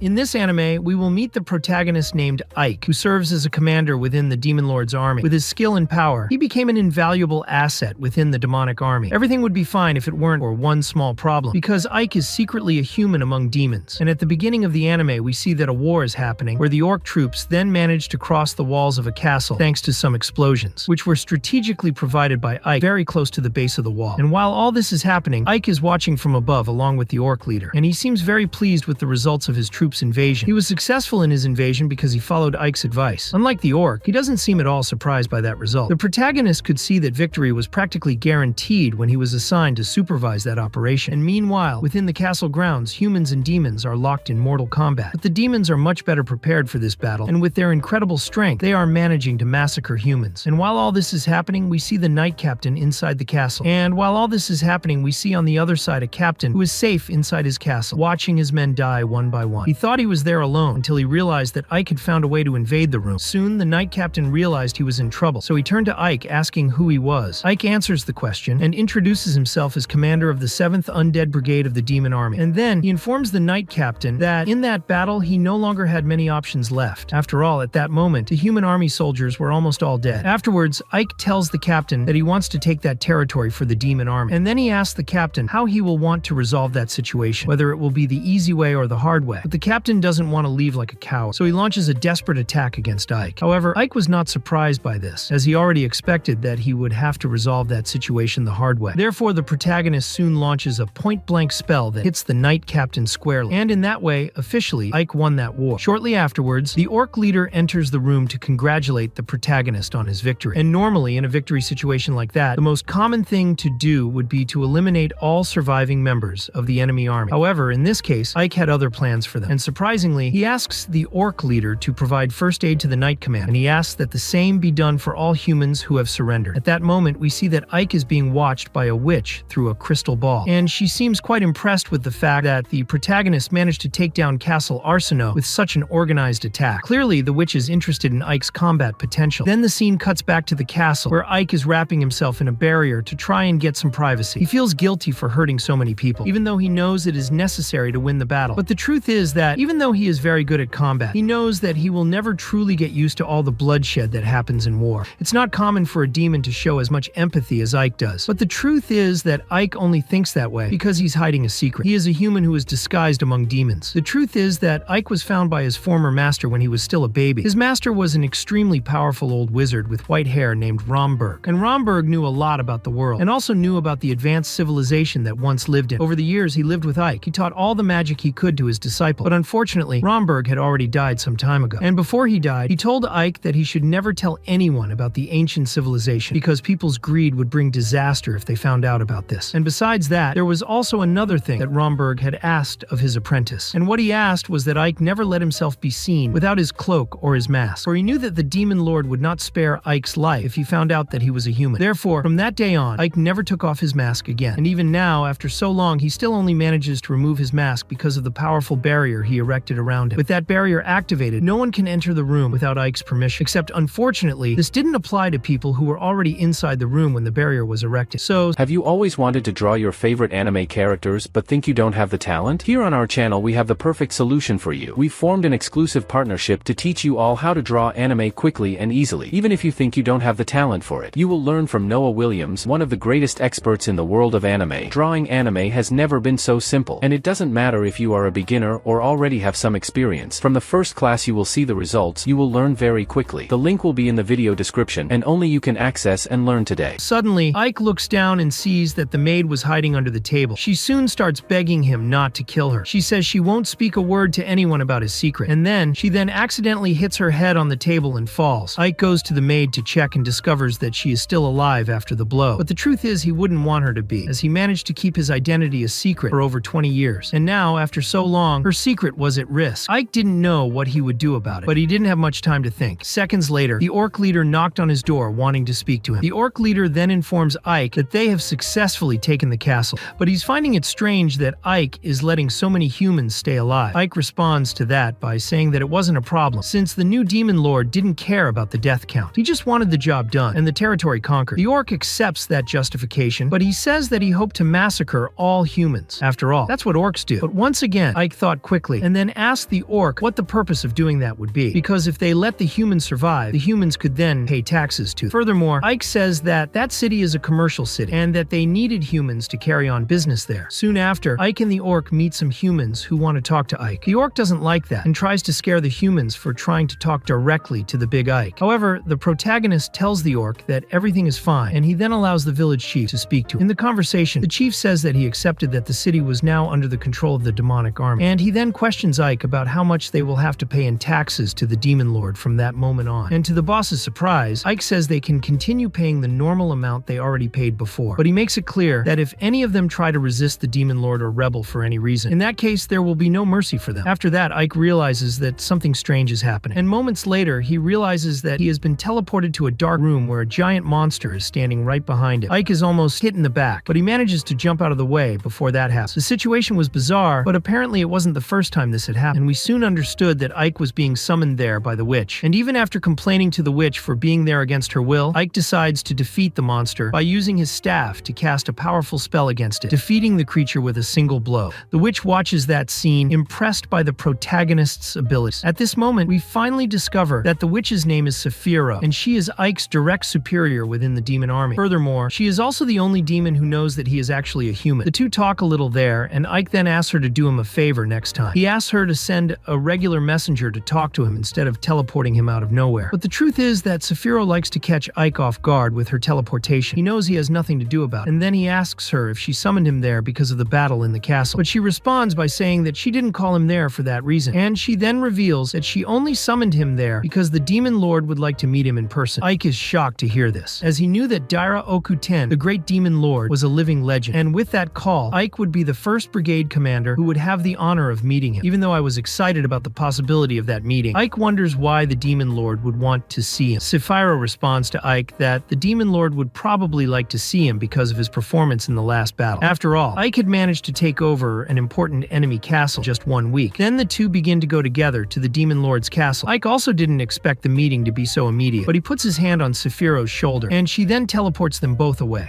But in the meantime, the scene returns to the castle, where we see that the maid who hit her head has finally regained consciousness. She gets up to try to leave, but she realizes that she is still trapped in Ike's barrier. Soon, she discovers that there is no way to get through a barrier like that. She then looks around the room and, to her surprise, finds a plate of food along with a note that had been left by Ike. In the note, he informed her that he had left that food for her and asked her to wait for him until he returned. And that's exactly what the waitress does, and she's still surprised to see how delicious the food was. After that, the scene returns to Ike and Saphira, who have just arrived at the Demon Lord's castle, and apparently the strong miasma that is surrounding the castle is affecting Ike in some way. He knows this is happening because he is human, but he gets over it and continues walking towards the castle. As they get closer, Ike notices that there are some guards guarding the castle. Ike is worried about having to reveal his secret there. He then asks Saphira if the guards check everyone who goes to the castle, and to Ike's dismay, she informs him that yes, the guards inspect everyone who approaches the castle. However, Saphira notices the protagonist's concern and tells him to stay calm because she will make sure everything goes well. In this way, she uses her magic to surround Ike with a terrifying aura. And so, when he gets to the guards, they have nothing but respect for his power. Everyone knows that Ike is the grandson of Romberg, the legendary wizard. Admired by all that power, they then allow Ike and Saphira to enter the castle without any further questions. The two walk for a while until they finally reach the courtroom. So, Saphira asks Ike to wait for her outside for a while she goes to talk to the Demon Lord. While waiting, Ike thinks about how the current Demon Lord, Dairokuten, managed to turn the tide and give the demons the advantage simply by participating in a single battle. He knew that the Demon Lord was the strongest demon of all, and from what the rumors said, the Lord was a cruel and implacable demon. Ike believed that the Lord would be able to exterminate anyone he didn't like, but on the other hand, he was also known for being someone who recognized the talents within his army, and it was because of the Demon Lord's way of managing that the demon army was prospering so much. Dairokuten was truly a demon lord that Ike greatly admired and respected, even though he had never met. Because of all these accomplishments, Ike was really excited to meet him, and soon Saphira called Ike to enter the room. He then enters the throne room and prepares to pay obeisance to the Demon Lord. But soon, Ike is surprised to discover that the Demon Lord is actually a cute girl with purple hair. Dairokuten then starts talking to Ike and praises him for his ability to capture the castle in just 1 week. He promptly thanks Dairokuten for his kind words and says he doesn't deserve that much credit. But the Demon Queen finds this gesture strange because she thinks Ike's humility is very strange. That gesture of humility seemed like the gesture that would come from a human and not a demon. Ike then begins to feel embarrassed, afraid of revealing his disguise. However, to help Ike, Saphira quickly takes the lead in the conversation and explains that he was created by the great wizard Romberg, and she says Romberg was known for being quite humble, and that explained how Ike had learned to be so humble. But the queen remains relentless, and she says she didn't understand why Ike let the humans survive after the battle. At that time, Ike regretted not having wiped out all humans like any demon would. It was because of his piety towards humans that he was now being interrogated by the queen. Ike knew he needed to give the queen a good explanation, so he asked for permission to speak. And so he explained that he spared those humans because he knew that if he killed them, soon other humans would emerge to rebel against the Demon Lord. And he then explained that he decided to spare the humans so that they could maintain their productivity and also maintain their sense of normalcy. And in a way, if the humans were spared, they might even show some gratitude to the Demon Lord for his mercy. After listening to Ike explain himself, the Demon Queen then asked him if that methodology came from his former master Romberg, and Ike then replied that yes, he had learned that from his master. And although they have only been talking for a few minutes, Ike realizes from the tone of the conversation that Dairokuten certainly had knowledge about ancient civilizations, the same civilizations that Romberg had told him about. And soon Ike understood that the Demon Queen had made her army so powerful through the knowledge of the past that she possessed. Dairokuten soon teleports from his throne and reappears right in front of Ike, and she then says that he's definitely different from most demons she knows. And she then finishes by saying that the next time they meet, she wants to see what his face looks like without a mask. After that, the queen leaves, and we see that Ike was so nervous about the situation that he almost passed out. Saphira, on the other hand, starts making fun of Ike for being so nervous in front of the queen. She says that no matter how strong he is still a big coward. But Ike explains that he had been so nervous about that situation because Dairokuten had discovered that the mask was not his real face. No one had ever managed to notice this before, so he was truly in awe. However, unfortunately, the queen had not yet discovered that he was a human. Then, Saphira says that he believes that Ike will soon be rewarded for his collaborations with the demonic army. After a while, Ike is back at the castle, and then he goes to check on the maid. He realizes that she has eaten the food he had left, and he then finds the maid lying behind the table. He wakes her up, and as soon as she realizes he's back, she starts begging for her life. Ike then asks her to calm down and says he doesn't plan to kill her. He asks her what her name is, and she tells him that she is known as Servant Number 13. However, in the past, before she became a servant, her mother used to call her Sadie. Ike listens to this carefully and then tells Sadie that he can't just let her go now that she knows he's a human. However, she reacts by promising him that she will never tell the truth about him to anyone. At the end of it all, Ike believes in the girl, but he thinks the best thing he can do is keep her close to him. Therefore, he tells her that she will now become his personal maid. The two then seal the deal, and the next day we see that Ike is crowned ruler of a place called Avalon. So we found out that this was the reward Sapphiro said Dairokuten was intending to give Ike for his collaborations. Now he had an even greater status and was ruler of his own territory. The city that Ike received is located on the front line of Dairokuten territory, and Ike's job there will be to rebuild the city and bring it twice as much tax revenue as it previously yielded. Ike initially didn't like that reward very much, mainly due to the fact that Sapphiro was the one who had conquered that territory, and she decimated all the city walls, leaving her without any protection. This makes Ike realize that he has a lot of work ahead of him. Since they are on the front lines, then they need to have the city walls ready in case the human army attacks. But when Ike asks Gyron how long it will take him to rebuild the walls, the demon replies that it will take him 6 months at most to rebuild it. Ike is not pleased to hear this, as he thinks that 6 months is a long time for a frontline city to be without a wall. However, he knows that with only human workers, there will be no way for them to be able to do this much faster than this deadline. However, Ike soon has an idea to reduce that 6-month period to a single month. He says that for this, they must use both demon workers and human workers. Gyron responds that he has never seen humans and demons working together like this before, but Ike believes this is the best way to work, and he even had the idea of having 8-hour shifts at work, so repairs to the city walls could continue for 24 hours a day. And furthermore, to keep your morale high with the city's population, he pays workers a decent wage for their work. After hearing Ike's plans, Gyron realizes that he is certainly the demon army's greatest asset. He believes that the protagonist is destined to be the next demon lord. Elsewhere, we see that Dairokuten is quite pleased with the demon army's performance against the human army. However, their reports point out that the humans are in the middle of an alliance with a neighboring kingdom, and if humans follow through with this alliance, it could change the course of the war. So Dairokuten decides to entrust the success of his attack to Ike, and meanwhile, we see that in the human kingdom, a blonde knight known as Alistair is being summoned to help the kingdom retake the territory of Avalon. And this territory was precisely the territory that was being commanded by Ike, and the human kingdom needed to recover that territory as they could not afford to lose another stronghold. And as soon as he receives his task, Alistair then sets out to try to fulfill it. Meanwhile, at the same time, we see that Ike and Sadie are both in the kingdom on a mission as well, where Sadie ended up getting distracted by a game that looked more like a scam, where a man said that all she had to do was guess where the ball was located, and if she managed to do that, he would then double whatever amount of money she bet. Clearly, this was a trick to trick most. Gratitude is riches, complaint is poverty. She decided to participate in the game. She then makes her choice, and the man asks her to place her bet. However, the truth is that Sadie didn't have any money to gamble, since she was a servant, and upon realizing this, the swindler was furious for wasting his time with her. But after giving Sadie a good dirty look, the con man said she can pay him another way if she wants. And right after the con man said this, all the glasses on the table soon start floating in the air, and it becomes clear to everyone that the ball was never there, and that the joke was actually a hit. This way, the swindler ends up being unmasked, and then the people who had lost money in the scam soon get angry and start trying to get their money back. Suddenly, a big commotion starts there, and Ike immediately pulls Sadie close to him and tells her that she shouldn't leave him, since she is his personal maid. She apologizes to him and says that it won't happen again. Only then does she notice that Ike now has a new outfit, and the protagonist explains to her that they are on a mission to explore the enemy, so it wouldn't make sense if he arrived there dressed like a devil. After that, they start walking around the city. As they do this, they spot a platoon of soldiers walking down the street. This was what Ike needed to see to confirm that the human kingdom was indeed forming an alliance, and we soon understand that alliances like these have only been formed 3 times in the past, and each time the demon lord ended up being defeated. Upon hearing that, Sadie shows that she is worried about the possibility that the demon army will be defeated again. However, Ike is surprised by this, as he expected her to be rooting for the demons to fall. But Sadie explains that because her mother was a slave in human society, even if the humans won, she would never be treated as anything other than a slave. Ike then tells the girl that she doesn't need to worry, for the current army of demons is the strongest and wisest that has ever existed, so he knew they wouldn't lose so easily. While talking, the two continue walking down the street until suddenly they hear someone shouting for them to stop. Ike then turns around and finds that the one who was yelling at them was the con man from before. He is furious with Ike for messing up his perfect hit, so he brought a big guy with him so he could rob Ike in revenge. Ike then looks around to see if anyone is spying on him, and after that, he decides to teach the swindler a lesson. And right then, Ike casts a spell to freeze the big guy's legs in place, and then several icicles are pointed at the con man. The very brave con artist demands that Ike remove the ice so he can continue stealing. However, Ike doesn't give a damn about that, and so he hits the crook with a knife blow to his shoulder. Only after this does the scammer understand the situation he finds himself in, and he then begins to collaborate with Ike. The protagonist then asks him about all those soldiers who were around the city. Initially, the scammer pretended he didn't know it. However, when Ike threatened to end his life, he then remembered some information he had, and he then revealed that the human army was about to make an alliance with the neighboring kingdom. Ike then asks if he has any more information about that alliance, and the con man responds that all he knows is that the attack is expected to happen soon in the city of Avalon. That's because, as far as they knew, at that moment Avalon had a large hole in its walls that left the city vulnerable. After hearing that, the situation became clear in Ike's mind. He now had a good grasp of the situation at hand, and since the con artist gave him some useful information, he then decides to leave him alone. However, as he never said anything about undoing his ice magic, he left it active. After that, they return to the city, and there we see that Ike is working in his office. He is shuffling through some papers while Sadie prepares him some tea to help him relax, until suddenly a pink-haired demon girl named Lilith invades the room, and she demands to know where Ike was the last few hours, as she was really worried about him. Ike then calmly explains to her that he was busy exploring the kingdom of Rosaria. However, even after hearing the protagonist's response, Lilith was not satisfied with that situation. She then starts going after Sadie and asks Ike why he has a human girl near him. Sadie then introduces herself and says that she is Ike's personal maid. However, Lilith dismisses her introduction and casually calls Sadie ugly, and she then starts offering to become Ike's maid in Sadie's place. Upon seeing that, Sadie starts to get irritated with the situation. Then, she tells the girl to take her hands off her master because, according to her, he was too tired to deal with ugly girls at that moment. And I don't know what you think, but I actually don't think either of these two girls who are fighting are ugly. The only thing I thought while watching this scene was that Ike was a very lucky boy. And, well, while the girls stand there fighting over him, at that moment, Ike decides that the best thing he can do is not get involved. Meanwhile, we see that outside the city, Rosaria's army is preparing for the attack. They find it very strange that there are almost no guards near the walls, but even after becoming suspicious, they decide to continue the attack, and they then inform Alistair that they are ready to attack as soon as she orders them to. Therefore, Alistair soon gives the order for the attack to begin. However, as soon as she does this, her army is surprised by several skeleton soldiers that begin to emerge from the ground. The skeleton's surprise attack works, and then they gradually surround Alistair's army. She even thought about reacting, but she soon realized that she had no chance of escaping that siege. She soon decides that the best thing to do is to order her soldiers to retreat, and so she does. And while the human soldiers are retreating, we see that Ike and Jiren are watching everything from the top of a tower, and they admire Alistair's decision to retreat rather than risk the lives of all his soldiers. However, the fact is that the demonic army only had such an easy victory in this battle because of the reconnaissance mission that Ike carried out. As he had already discovered all of Rosaria's army's plans, it was easy for him to mount a counterattack. However, while Jiren and Ike were distracted, an assassin managed to sneak up behind Ike, and he then shot an arrow straight into the protagonist's back. The attack hit home and caused Ike to fall to the ground in a faint. Meanwhile, on the human side, we see that the general has just been informed that Alistair forced his troops to retreat. A soldier tries to explain to the general that the demonic army prepared an ambush for them before they even arrived for battle, but the general does not accept that justification, and he then orders Alistair to be arrested for having lost the battle. The soldier realizes this is a stupid move. He then tries to explain that Alistair is one of the greatest commanders in the kingdom, and the general is saying he wants to throw her in prison for a single loss. The soldier says this will only ruin the soldiers' morale and affect their future battles negatively, as they would suffer greatly in combat without having Alistair's strategic support. However, none of this changed the general's mind, and he insisted that Alistair should be arrested for losing the battle. After that, the scene returns to Avalon, where we see Ike waking up in a bed as he recovers from his injury. However, to his surprise, when he wakes up, he realizes that Saphiro is sleeping next to him. He then asks Saphiro why she was sleeping there in bed with him, but she prefers not to answer and just says that she was the one who saved his life. Saphiro then reveals that she was the one who healed Ike after he was hit in the back by an arrow. She says that the protagonist's injury was serious, but thanks to her healing ability, she was able to save him. She then proceeds to give a full report of the battle to Ike, and she says that during the attack, no humans were killed because she knows he hates killing people. And once again, she reminds him that this attitude could make the demon lord begin to distrust him. Ike responds by saying that he is thinking of a way so that humans and demons can live in peace together. Saphiro says she thinks this attitude is very noble, but she doesn't know if Ike will be able to do it. They talk a little more, and after that, the girl leaves. Ike then remains alone in the room for a few moments, staring at the arrow that had hit him. In his head, there are only two possibilities for that arrow to have hit him. This indicated that either someone very skilled had managed to infiltrate the demon's fortress, or else he had been hit by some ally who was attracting the army of demons. Ike thinks about it for a few seconds, until he hears someone knocking on his bedroom door. He then puts on his demon mask, and to his surprise, Lilith and Sadie enter the room to check on him. Soon they begin to fight among themselves for the protagonist's attention, and Lilith tells Sadie to keep her distance from Ike as she snuggles into your arm. However, Sadie also wants to remain close to her master. Then the two girls soon start fighting again for the protagonist's attention. But lucky for Ike, luckily Jiren comes to his rescue, and he quickly grabs Lilith before throwing her out of the room room and locking the door. Lilith starts knocking on the door several times, asking to come in. However, Gyron knows that she is there, irritating Ike and preventing him from recovering. So he leaves Lilith locked out while Ike thanks Gyron for his help. The two start talking and Ike asks Gyron for an unusual favor. He then says he wants to know about Alistair's whereabouts. Gyron promises his master that he will investigate. Then, after a few hours of research, Ike is informed that Alistair has been arrested, and he learns that this happened due to her failure in the battle to retake Avalon's territory. Upon learning of this, after healing, Ike goes on a secret mission to try to find Alistair. However, unfortunately, he ended up being followed by Lilith, and she then started telling the protagonist that humans could be very violent sometimes. The funny thing is that she has no idea, but she is literally saying this without knowing that Ike is a human. Ike says he'll be fine, and there's something he wants to ask Alistair in person. However, he also doesn't remember asking Lilith to go with him. But Lilith responds by saying that it will be cooler if the two go together. And she also says that after the two of them finish the mission, they can have fun however they want together. And on top of that, she also says that Sadie got to go along with him on his last mission, and she was jealous of that. So now it was only fair that she join him on this mission. Since Ike doesn't want to waste time arguing, he allows Lilith to come along this time. The two continue their journey together until they finally reach the gate in front of the prison. And it doesn't look like the place is particularly well guarded. After looking at the place, Lilith says she believes she could infiltrate it alone. But Ike stops her from doing that, and he says he doesn't want to cause a fuss. What he wants is for them to get in and out of there as quickly as possible without causing any commotion. However, his plan ends up going wrong, because Lilith soon starts knocking out the guards while he's still talking. The two then enter the place and realize that the place is much bigger than what they thought. So it might take a while for them to find the cell where Alistair is. I mean, that would probably take a while. But Lilith had a really good idea, and she just beat up the cell director. And she then forced the warden to give her the keys and tell her where Alistair's cell was located. Thanks to Lilith's brutality, they discover that Alistair's cell is located on the top floor. However, when Ike and Lilith are about to go up, the rest of the guards appear due to all the shouting they heard from the director earlier. Lilith then tells Ike to go ahead, because she will deal with the guards. Ike agrees with her plan, but he reminds her that he doesn't want any bloodshed on that mission. Lilith agrees and promises not to kill anyone, but as soon as Ike turns his back, he begins to hear the guards scream. The screams were of pain, and they were mixed with the noise of bones breaking, but Ike knew he couldn't do anything about it. He focuses on doing his part and starts climbing the stairs until he reaches the top floor. When he finds the cell where Alistair is supposed to be, he is shocked to realize that there is no one inside the cell. Just then, a girl sneaks up behind Ike. He tries to hit him on the shore. However, Ike manages to dodge the attack, and he then retaliates by pinning the girl to the ground. To his surprise, he realizes that the girl in front of him is actually Alistair. He then gets off her and says he is just there to talk to her. He asks her if she sent any assassins to the castle to try to finish him off during the last battle, because if it hadn't been Alistair who had asked someone to do that, he knew it had been a traitor inside the castle. However, Alistair, instead of answering that immediately, approached Ike, and she then asked him if he really was a demon, for somehow he didn't look like a devil to her. Ike is surprised by that question and tries to make a fool of himself so as not to answer. But the situation suddenly got worse as prison guards started climbing the stairs to go after him. At that moment, Ike ended up getting distracted, so Alistair took advantage of this to point a knife at his throat, and once again she asked him if he was really a demon. Little by little, the guards approached the two, and even so, Alistair remained relentless, not letting Ike move until he answered his question. Ike knew it would be risky to move in front of such an experienced warrior, so instead, he decided to activate a spell. So before the girl realized what was happening, Ike casts a spell so that everyone is frozen in the exact position they were in. Then he goes up to the guards and destroys them with a wind spell. However, moments later, another guard appears behind Ike and tries to take him down with a surprise attack from behind. However, because he is very skilled in combat, Ike manages to dodge the attack, and he then uses magic to knock the guard down. But since Ike didn't want to kill anyone on that mission, he then casts another spell to cushion the guard's fall. Alistair is confused when she sees that scene because she doesn't understand why a demon would try to save a human. She tries to move, however, the place where she is suddenly starts to collapse, and because of that, she ends up falling. And to her surprise, before she hit the ground, Ike saved her the same way he had saved the other guard. This leaves the knight even more confused, however. Ike ignores this fact and approaches her to introduce himself. He says he is the commander of the 7th platoon of the demon army, and he says that because of that, he couldn't be a human like she was suggesting. Soon, she realizes that that boy in front of her must be the general who defended Avalon's troops. After all this, Alistair is now convinced that Ike is actually a demon. So, Ike once again asks her if she was the one who sent the assassin to finish him off in the castle. However, she refuses to tell him anything, saying that they were mortal enemies. She would rather die than provide any information that could be useful to her enemy. Soon, Ike realizes that on her honor she won't give him any of the answers he's looking for. Therefore, he approaches Alistair and starts using mind-reading magic on him. However, while he is doing this, suddenly Lilith arrives there, and she is furious because she thinks Ike is flirting with another woman. Shortly afterwards, Ike completes his magic and says that he managed to look into Alistair's mind everything he wanted. Therefore, Ike and Lilith prepare to leave. However, Alistair is confused by the whole situation. She doesn't understand why a member of the Demon Lord's army would invade that place and leave so peacefully, and Ike simply responds responds to her that he had no reason to stay there anymore, as he already had the information he wanted. With his magic, he had already confirmed that Alistair had no involvement with the person who had tried to kill him. And he also says that while he was in her mind, he was able to see some of her thoughts, and he asks her not to feel so bad about losing the battle at Avalon. After all, it was important for a commander as good as her to learn from her mistakes and move forward. Afterwards, Ike turns to Lilith and says it's time for them to leave. Lilith, as she is very smart, asks Ike if he would like to go somewhere private and have some fun with her. However, he doesn't listen to her, and he just opens a portal so they can teleport back home. And so, they leave, leaving Alistair behind with many doubts in his head. As soon as he returns to the castle, Ike is welcomed by Sadie. He says he has a gift for her, and she then looks at him hopefully until he suddenly hands her a bunch of rice. Sadie has never seen rice before, so she says she has no idea what it is. Ike then explains to her that he had found those seeds in a human capital, and he says that will help increase Avalon's productivity. We soon understand that Ike is doing what he is doing because he has been ordered to find a way to double his city's tax revenue. So, as Avalon already had a lot of wheat production, he decided to expand this production to also start cultivating rice. That way, he knew that Avalon would start to yield more, and that he would be able to reach his goal. However, the truth is that Sadie wasn't that smart, so she couldn't understand anything Ike was saying. But Ike then summarized for her that with those seeds, they would be able to produce more food and also earn more money. And in this simple way, she was able to understand that those seeds were something good. Then, Ike asks Sadie to try using the rice to cook something. But despite being human, Sadie had never seen rice before, so she didn't know what she could do with it. She tries to ask Ike for advice, but he says he has more important things to deal with, and he leaves her with this mission of figuring out what to do with the rice. A few seconds later, Ike asks Guiron to gather all the soldiers of his army in the courtyard, and when that happens, he then starts to think about what he knew so far about the arrow that was used to try to kill him. After reading Arister's mind, he was sure she had no involvement in this, so Ike knew that unfortunately, that meant there was a traitor among his men. To find out who the traitor was, Ike begins using his mind-reading magic to scan the brains of all his men, and eventually, after going through everyone's minds, he encounters a goblin who is panicking. Ike identifies this goblin, and his name is Jace. He was the one who betrayed Ike's trust. The protagonist accuses Jace of being a spy and says he will pay for it. But as Ike doesn't like to shed blood in vain, sometime later he goes to Sephiroth's castle to ask her for some advice. However, he ends up arriving at the castle just as the witch is taking a bath. A few minutes into the conversation, Sephiroth then asks Ike if he had a spy in his gang. This surprises Ike because he hasn't told anyone about Jace yet. Therefore, Ike decides to tell Sephiroth the whole truth, and she responds by saying that she had never trusted Jace. Ike then asks her what he should do about Jace's betrayal, and she responds to him saying that Jace has to pay the price for being a traitor following the rules of the demonic army. After that, the scene returns to Avalon, where we see that Jace is being informed by his subordinates that Ike went to visit Sephiroth. Jace is scared and says he doesn't understand how Ike could have recovered so quickly from a point-blank attack like that. And to make matters worse, more bad news arrived for Goblin. One of Jace's subordinates tells him that they have lost contact with the spy who carried out the attack. Jace knows this couldn't mean a good thing for him. He knows it's only a matter of time before Ike finds out everything he's been up to. Therefore, he decides that the best thing to do is to gather his forces to try to attack Ike once again. However, to his horror, he is soon informed that Ike is on the street and is looking for him. Having no choice, Jace then leaves to meet with Ike. To try to fool Ike, he pretends to be surprised by that visit. But soon, Jace appears with his entire squad to try to surprise Ike. Ike then asks Jace if he's trying to start a war right then and there, and Jace responds that Ike was invading his territory. And in addition, the ugly goblin also tried to humiliate Ike, saying that since he had been hit by an arrow so easily, perhaps he was not in good shape to continue as commander. At this point, Ike agrees with him and acknowledges that he really was careless at the time. But the truth is that this only happened because Ike didn't expect to be betrayed by someone on his team. Now, as Ike already had confirmation that Jace was the traitor, Jace soon stopped playing nice and said that Ike was careless for going there alone. There, at that moment, all of Jace's henchmen were ready to tear Ike apart. However, Ike is not afraid when he realizes this. In fact, he's happy to meet Jace's entire army at once, because this way, he will be able to blow up all the traitors at once. Jace then looks up at the sky and realizes that he is actually the one in an ambush. Soon, Sephiroth activates his explosive spells to blow up Jace and his henchmen. Meanwhile, Ike is trying to hide behind a building to avoid being hit by the explosions. He had asked Sephiroth to limit his attack power so that they could rebuild that part of the city later. However, she ended up getting carried away and obviously ignored his request using all her power. And after the explosions are over, Sephiroth then begins the second phase of his plan, where she orders her skeleton soldiers to destroy all of the goblins that were Jace's followers. Meanwhile, Jace, with nothing to do, just watched his men die. Ike soon teleports behind him and offers him a choice. He gives Jace the option to surrender immediately so he can spare his men, or if he preferred to fight, Ike would then destroy Jace and also all of his followers together. However, Jace thinks he has nothing left to lose at that point, so he orders his men to attack Ike. The protagonist responds to this by using a wind spell to blow away two of the men who were trying to attack him from the front. However, as he does this, another goblin appears on his back to try to stab him with a knife. But unlike before this time, Ike was prepared for anything. Then he managed to to raise his shield to protect himself from the attack, and he then continues to use his power to eliminate the rest of the goblins with his magic. In the midst of all this confusion, Jace is trying to sneak away, making it clear that he never cared about his soldiers. However, as he is trying to escape, he is soon cut down by one of Sephiroth's monsters. Therefore, he ends up being forced to use a smoke bomb to try to distract him and escape to the alley. Soon, he sneaks through a portal and ends up appearing in the forest, so he is sure that he successfully tricked Ike and Sephiroth into escaping. However, when he is about to follow this secret path, he is soon surprised by a fireball. Jace realizes that this attack had been fired by Ike. Then he despairs and starts asking Ike how he managed to find him. Ike then explains that since he discovered that Jace was the traitor, he has been following Jace's footsteps for some time. At that moment, once again, Ike gives Jace a chance to surrender peacefully. But the goblin once again decides to go into combat and tries to attack Ike. However, his blows are so weak that they cannot penetrate Ike's shield. Soon, Jace begins to realize why Ike is such a valuable warrior for the Demon Lord's army, and he then makes a proposal for Ike to join him so that they can take control of the demonic army. Jace says he wants to do this because even though the demon army has the upper hand in the war, the current Demon Lord Dairokut was stopping demons from attacking humans for no reason, and Jace didn't like this protection the Demon Lord was offering humans. Ike obviously refuses Jace's offer, who once again tries to attack him, and once again, without any difficulty, Ike manages to dodge Jace's blow. Ike then begins to question Jace, asking who else is plotting to overthrow the Demon Lord. However, Jace stands firm and refuses to reveal any information, but Sephiroth is determined to torture Jace if necessary to make him talk. However, his blows are so weak that they cannot penetrate Ike's shield. Soon, Jace begins to realize why Ike is such a valuable warrior for the Demon Lord's army, and he then makes a proposal for Ike to join him so that they can take control of the demonic army. Jace says he wants to do this because even though the demon army has the upper hand in the war, the current Demon Lord Dairokut was stopping demons from attacking humans for no reason, and Jace didn't like this protection the Demon Lord was offering humans. Ike obviously refuses Jace's offer, who once again tries to attack him, and once again, without any difficulty, Ike manages to dodge Jace's blow. Ike then begins to question Jace, asking who else is plotting to overthrow the Demon Lord. However, Jace stands firm and refuses to reveal any information, but Sephiroth is determined to torture Jace if necessary to make him talk, and he asks Sephiroth to let him try to resolve that situation peacefully. However, Sephiroth responds to Ike saying that his peaceful methods were too time-consuming. Only before she could start torturing Jace into talking, suddenly the goblins started turning purple right before their eyes. Soon, Jace began to scream in pain, which could mean that he had been poisoned by the other demons in his group. They had probably done it to prevent Jace from revealing their plan to Ike. The protagonist even tried to use an antidote spell to save Jace so he could interrogate him. However, the poison was very strong, so Jace would die sooner or later, regardless of what Ike did. However, after realizing that he had been poisoned by his own allies, Jace then decides to reveal the truths to Ike and Sephiroth, and he then reveals to them who the leaders of the rebellion against the Demon Lord are. They discover that the rebellion is being led by the leader of the 3rd Division named Bastio. After that, they go to meet the Demon Queen to inform her of what they had discovered. After they reveal the truth to the Queen, she says she wants to hear what Bastio has to say about that accusation. Bastio then begins to claim that both Sephiroth and Ike are trying to frame him, and that would be the reason they killed Jace, just to keep him quiet so he wouldn't reveal the truth. Furthermore, Bastio accuses Sephiroth of conspiring against him just to try to get his position as leader of the 3rd Battalion of the demonic army. Upon hearing all those lies, Sephiroth started to get furious and almost attacked Bastio. However, the Demon Queen Dairokuten asks Sephiroth to calm down, and she guarantees that she herself will deal with that situation in the best way. Then the Queen starts saying that the more power a demon has, the more power he wants to have, and it is this ambition that makes demons the way they are. Then Dairokuten says that she could not in good conscience punish a demon for following its nature. However, this whole speech by the Queen was just an act, because in fact she knew that Bastio was lying to her. The Queen knows that Sephiroth is one of the most loyal servants she has, but since Jace was Sephiroth's subordinate, his betrayal was actually her responsibility. After all, she had a responsibility to keep her troops loyal to the Demon Lord. Then, the Queen says that the punishment for a mistake of that size should be death for both of them, both for Sephiroth and Bastio. However, in order not to lose her two generals at once, the Queen suggests that Bastio and Sephiroth should duel, and she says that only the one who wins the duel will survive to continue by her side. The two accept that, and after some time, Sephiroth is preparing for the duel, and she is then given the rules of the duel, where she learns that she and Bastio will not fight direct. The truth is that the Queen created a different duel to test Bastio and Sephiroth's abilities as commanders, and for this duel, Sephiroth decided that she would like Ike to fight for her. Ike couldn't understand that properly, because after all, Sephiroth was stronger than him. However, the truth is that his leader was trusting him with her life, so he knew he couldn't disappoint her in any way. As the duel approaches, Ike prepares for battle, trying to think of a strategy. Meanwhile, on the other side, Bastio has already been informed that Ike will replace Sephiroth in the duel. Bastio wonders if that could be some of Sephiroth's strategy for the duel. But regardless, he is arming himself for the duel with swords that were made especially for him and his subordinates. As As Bastio knows that this duel will define his entire future, he is coming up with a strategy to catch everyone by surprise. But while Bastio is preparing for the duel, Saphiro, on the other hand, is trying to relax. Ike and Saphiro were in the pool together, and Ike couldn't understand how the girl could be so calm. After all, that duel would define his entire future. After a while, Ike decides to get out of the pool, and he goes to get dressed. Soon, he notices that his coat is coming flying towards him. He thanks her for that, but then he realizes that the one who gave him the coat was the Demon Queen, and at that moment, he was completely off guard. He was without his mask that hid his identity. Ike began to despair about being discovered, but the Demon Queen didn't seem to care about that. She just approached him calmly and handed the boy a package full of weapons inside. Ike soon understood that the Queen was giving it to him so she could help him, but he didn't understand how she could be so patient after finding out that Ike was a human. The Queen then explained to Ike that she had known about him being human for a long time. She reveals that the person who told her the truth was Romberg, Ike's former master, and to Ike's surprise, the Demon Queen even reveals to him that all she wants is to build a peaceful world for everyone. Ike is impressed to hear that, and he then swears to the Queen that he will do everything so that she can achieve this goal. Satisfied to hear that, the Demon Queen then teleports and leaves Ike there. After that, Ike takes the weapons he received, and they and Saphiro go to a store together to try to find bullets. Saphiro had even tried to create some bullets with her magic, but she had created extremely large bullets that would be of no use. Therefore, Ike and Saphiro decide to ask for help from an alchemist demon called Fiorentina, and luckily for them, after a few failed attempts, Fiorentina finally managed to create the perfect bullets for Ike's gun. Ike then decides to order 500 bullets of gunpowder from Fiorentina after seeing that she managed to make the perfect model for him. The day of the duel finally arrived. Now at the stadium, we see several demons filling the arena, and they are all eager to see a good fight. Bastio, when he sees Ike in the arena, starts to make fun of the boy because of his puppets for battle. For while Bastio's puppets were severely equipped for that duel, Ike's puppets, on the other hand, looked very vulnerable. Bastio was already quite confident, especially because he had received a gift from the Queen of Irokuten. He used this gift to strengthen his own defense, and also strengthen the defense of his soldiers. Because he received a gift from the Queen, Bastio believed that the Queen was rooting for him in that fight. But what he didn't know was that the Queen had also gifted Ike with equipment for that battle. After some time, the duel then formally begins, and once again, the rules are explained, and the rules are very simple. The one who manages to destroy all the enemy's puppet soldiers first will be declared the winner. Bastio wastes no time, and soon he starts attacking Ike's puppet soldiers with arrows. Quickly, several of Ike's soldiers begin to be defeated, and Bastio begins to laugh in his face. He is confident that he will win that battle, and he increasingly takes down more of Ike's puppet soldiers. While Bastio laughed extremely confidently, Ike, on the other hand, was keeping his cool. He calculated the best moment, and then he finally decided to counterattack. Initially, Bastio didn't understand what was happening. He just saw his puppet soldiers being knocked down, and unfortunately for him, it wasn't long before Ike finished destroying all of his puppet soldiers. Then, the Demon Queen stands up and announces Bastio's defeat in the duel to everyone, and she then offers two options for Bastio to serve his sentence. First, she offered him to end it all himself in a painless way, and the second option was that she would finish him off herself. However, she would do it in a way that would be quite painful. However, Bastio soon says that he has another plan in mind for that situation, and we soon see that an archer from Bastio was infiltrated in the arena, and soon this archer shot at the Demon Queen. But the Queen had good reflexes, so she managed to stop the arrow with her hands. What she didn't expect was that there were explosives at the tip of the arrow, and just like that, suddenly the arrow in her hand exploded. General confusion soon began to take over the entire arena. Bastio's undead soldiers, who were ready to attack, suddenly they invaded the arena and started attacking everyone. In this way, Bastio began his rebellion, and he tells Ike that they will have no choice but to accept him as the new Demon Lord. So he decides to offer Ike the chance to join him without fighting, since he recognized Ike's combat skills. Ike says that was a good offer, but he couldn't accept it because Bastio would never become the Demon Lord. And he then jumps and uses magic to fly, and then he starts firing attack spells at Bastio's soldiers. Increasingly, Bastio's soldiers take over the arena, and only Ike seems to oppose them. However, even though he is alone, he manages to defeat several of the soldiers with his magic. He then waits for the opportune moment and goes towards Bastio to hit him with a direct blow, point blank to the head. The blow even separates Bastio's head from the rest of his body. However, Bastio is undead, just like the rest of his army. So even after receiving such a brutal blow from Ike, he continues to fight, and the situation gets even worse, because little by little, Bastio's soldiers begin to regenerate. After healing, they return to battle, and soon Ike realizes that to defeat Bastio, he will have to use white magic to put an end to his demonic magic. Therefore, Ike decides to use sacred white magic to stop Bastio's undead army, and unfortunately for Bastio, Ike's strategy works, and this time, his soldiers stop regenerating. But the problem is that Bastio is still alive, and he still has infiltrators in the arena, and one of these infiltrators, once again, tries to shoot an arrow at Ike, but before the shooter can complete his attack, suddenly, Saphiro appears there and rips his arm off. She apologizes to Ike for the delay, and informs him that they are finding a way at the rebel soldiers outside the arena. Upon seeing Saphiro, Bastio soon prepares to attack her. However, before before he can do so, he hears a voice coming from behind him, saying that Ike is his opponent. Bastio is scared to hear that voice, and when he turns to see who is talking to him, he comes face to face with the Demon Queen. Dairokutin is still alive, and she tells Bastio that she will give him one more chance to live. However, to have that chance, he will have to defeat Ike in a duel to the death. Ike didn't understand what Dairokutin wanted with that. However, since she was a demon lord, he just obeyed what she was saying. And so, once again, a duel began between Ike and Bastio. Ike's shield was up. However, Bastio went on the attack in an insane manner once again. Bastio's attacks were really powerful. They were doing real damage to Ike's shield. As he fought, Bastio screamed that Ike would never be able to beat him. He truly had the ambition and strength of a true demon. The fight continued for a few more moments, until Ike once again decided to reveal his secret magic. He then activated his white magic technique once more, as he knew that this type of magic was very powerful against demons. Saphira was impressed to see that, as she didn't know that Ike was capable of using such magic. Only Dairokutin, on the other hand, didn't seem surprised. Somehow, it seemed like she knew Ike had the ability to do this, and we soon see in a flashback that Ike learned about that type of magic from his old master, and his master explained to him that that type of magic could never be learned by a demon. This was because white magic was a different type of magic, which depended on the compassion and kindness of the person who cast it. So this way, a greedy demon with a thirst for power would never be able to learn such magic. But even though they couldn't learn white magic, the truth was that this type of magic was very effective against demons. Knowing this, Ike then charges all of his white magic, and with a single swift movement, he slashes Bastio's stomach. Now he was sure that he had finally defeated Bastio for good. Then Saphiro approaches Ike and tells him that he is happy that everything ended up working out in the end. At that moment, Ike realized that Saphiro certainly knew Bastio's real intentions, and he understands that she had stayed outside the arena just to contain the revolution that would take place outside. The battle was tough, and there were some casualties, but in general, everyone was happy that they had managed to defeat Bastio. While the two are talking, suddenly the Demon Queen approaches them, and she informs him that now the third platoon of the demonic army no longer had a leader. After all, this position belonged to Bastio, but it could not remain that way. The queen then ruled that since Ike had defeated Bastio, nothing would be fairer than him taking his place as leader of the battalion. Ike is shocked to hear that, but before he can say anything, once again, Dairokutin teleported and left. Afterwards, all of Ike's team members come to him to congratulate him on his victory. However, Saphiro seems like she's upset about something. A little later, we see that Saphiro goes to the Demon Queen to talk to her in her castle. The witch looks angry, and she tells the queen that she doesn't like it, that Ike was removed from his command without being consulted. Dairokutin seems surprised to hear that, and she then responds that she imagined Saphiro would be happy if Ike received a promotion. However, the truth is that the Demon Queen did not like the way Saphiro confronted her about Ike's promotion, so she decided to remind the witch that she was actually under her command, so she could actually change Ike's position as she wished, without having to ask Saphiro for permission. But after saying that, Queen Dairokutin said that the best way to decide on that matter, it was letting Ike choose what he wanted to do, and soon Saphiro is surprised to see that Ike was there in the room too. The boy approaches the Demon Queen, and he seems to be happy. He then says he is proud because Avalon is the first city where demons and humans seem to be able to live together in peace. Ike says he is proud to serve a queen who shares the same ideals of peace as he does. However, he believes he can do much more for Avalon to make the city better for both humans and demons, and he feels that if he changed his position at that moment, he would be abandoning what little he had managed to build before he could complete his mission. Thus, he then refuses the offer he had received from the Demon Queen to take Bastio's place, and he even tells the Demon Queen that he still felt like he had a lot more to learn from Saphiro before ceasing to be her subordinate. After that, we see that Ike is back in Avalon, and he is there admiring everything he had managed to build up to that moment. Soon Sadie arrives looking for him, and the girl then asks if there was something bothering Ike, because to her, it seemed like Ike was acting different since his duel with Bastio. But Ike replies that he's not in any trouble. He is just there to see the quality of the soil. He's just focused on increasing productions within Avalon. Sadie is excited to hear that because she understands what it means that there would be more food for everyone. However, while the two were there talking about the soil and things like planting, what Ike didn't know was that the human army was slowly advancing against the demon army. But since Ike didn't know the trouble that was coming, he just continued tending to his plants. After that, they let the land rest, and later they plant some grass there to feed the cattle. However, this means they have to leave the land unused for a large part of the year. So Ike comes to the conclusion that the best way to be productive would be to alternate crops between wheat, clover, barley, and turnips. With this crop rotation, this would allow the soil to maintain its fertility without having a rest period. This meant then that neither demons nor humans would have to go hungry again. Afterwards, Ike returns to his office, where Sadie brings him some tea so he can relax. She also congratulates Ike on his new position. After all, Saphiro has now appointed him as his deputy commander, and at that moment, suddenly Jiron runs into the room with terrible news to tell. He comments on the alliance of kings that is happening on the human side, and he says that they are slowly encroaching on the demon army's territory. The truth is that they were marching towards Avalon, and on their way, they had managed to defeat the 2nd Battalion of the demon army. Ike was surprised by that news, as he knew that the 2nd Battalion was made up of only elite demons. So for them to be eliminated like that meant that the humans' alliance was really strong. Gyron notices Ike's concern, so he asks his master if they will be okay. However, Ike tells him that they are not completely lost yet. They knew that the humans were certainly after trying to recover Arsinoe's castle that had been conquered by him. That castle was located in a fortress city that was an important strategic point for the war. But to get to the castle, humans would first have to pass through Avalon. But if they managed to do that, then the demon army would start to be in real danger. Ike knew he couldn't let that happen, because if humans took advantage in that war, he knew that the human army would definitely do everything to eliminate as many demons as possible. And that way, his dream of creating a peaceful world for demons and humans would be lost. What Ike feared most about facing humans were the weapons they possessed. He knew the power of those weapons, and he had even used them against Bastia. The problem is that the demon army didn't know how to copy human weapons. Several alchemists had already tried in every way to replicate human weapons, but no one had succeeded. Apparently, those weapons could only be assembled by hand. However, no one within the demon army possessed the knowledge to assemble weapons. Ike thinks that the weapons could be of great help in the duel against the human alliance, and he then starts thinking of a way to try to get more weapons. After thinking for a while, Ike remembered that the dwarves were masters at assembling weapons. The problem is that the dwarves had already fled to the forest a long time ago and were hiding there. To face the human alliance, an alliance with the dwarves could be a good move, but Ike didn't know how he could contact them. Until, after thinking about it for a while, Ike remembered that the king of the dwarves had been captured some time ago by humans, and they had captured the king of the dwarves precisely to force him to make weapons for them. And the truth is that the way humans captured the dwarf master was extremely cruel. They invaded the dwarven village and burned everything. After capturing the king of the dwarves and getting what they wanted, the humans didn't stop there, and even set fire to the entire dwarven village. And it was because of this, after having their houses destroyed and their king kidnapped, that the dwarves then exiled themselves to the forest. Ike then had the brilliant idea of trying to rescue the leader of the dwarves so he could join them. He knew that the dwarf king was being held in a maximum security cell, but he thought it was worth trying to rescue him. Therefore, he put together a plan and gave Lily and Tijiron the mission to break into the prison to try to free the dwarf king. And in theory, they should do this without attracting too much attention. However, Lilith likes to knock out some guards. After they break into the prison, Lilith finally finds the dwarf king's cell. She then opens the cell door, and the king doesn't understand why a demon girl is trying to save him. But since Lilith doesn't want to explain anything to the dwarf king, she simply knocks him out, and she then hands over the dwarf king's body for Gyron to carry. Gyron reminds Lilith that she should try not to attract attention on that mission, but she just ignores him, and she just goes back to knocking out some guards on the way out of the prison. After that, Lilith and Gyron find Ike, who is nearby, just to monitor how they would perform on the mission, and he is not very happy to see how the dwarf king is being carried unconscious. Ike reminds the two that they were carrying a king and that they should respect him. Then, the three return to Avalon and wait until the dwarf king awakens. When he wakes up, he is surprised to see that several demons are around him. He then asks why demons saved him. However, before answering the king's question, Ike hands him one of the humans' weapons, and he then asks the dwarf king if he thinks he could recreate a weapon like that. The dwarf king analyzes the object for a few seconds very carefully. He then says he had never seen a gun like that before, but he then responds that he believed that if he dedicated himself for a few hours, he could probably replicate that object. However, he says he is not interested in doing this, as he does not like creating weapons for war. Upon hearing the dwarf's response, Ike then decides to take him for a walk around Avalon, where Ike tries to show the dwarf that the city he is building is a city for everyone. The dwarf is surprised to see so many humans and so many demons together in one place in a peaceful situation, but he still says he has no interest in helping Ike because he despises humanity. After all, for him, humans had destroyed his entire family and also his home. Ike listens to the dwarf's words carefully, and then he decides to take him to see the workshop. And to the dwarf king's surprise, when he arrives at the workshop, he finds several dwarves. The dwarf king finds his son there, who he thought he lost a long time ago, as well as several others that he recognized from many years ago. He is very happy to see that, but he still cannot understand what has happened. Then the dwarves explain to the king that they were gathered there thanks to Ike. The dwarves reveal that they initially thought they would be turned into slaves by the demons. However, unfortunately, to their surprise, this did not happen, and they have been very well treated since arriving at Avalon. After seeing his friends and family safely, the dwarf king then agrees to collaborate with Ike. Therefore, they shake hands, sealing an alliance at that moment. Ike is truly happy to have the dwarves on his side, as he has always wanted to create a world that would be peaceful for everyone, and he always wanted the dwarves to be a part of it. As happy as Ike is about that, Ike knows it's not time to celebrate, as he still has to prepare for the upcoming battle. Anyway, my friends, here we close the first part of this recap. Comment if you would like a part 2 with the complete recap of this anime. If you liked the video, don't forget to subscribe to the channel. And well, that's it. Very soon I'll be back here with another full anime video for you. Until later.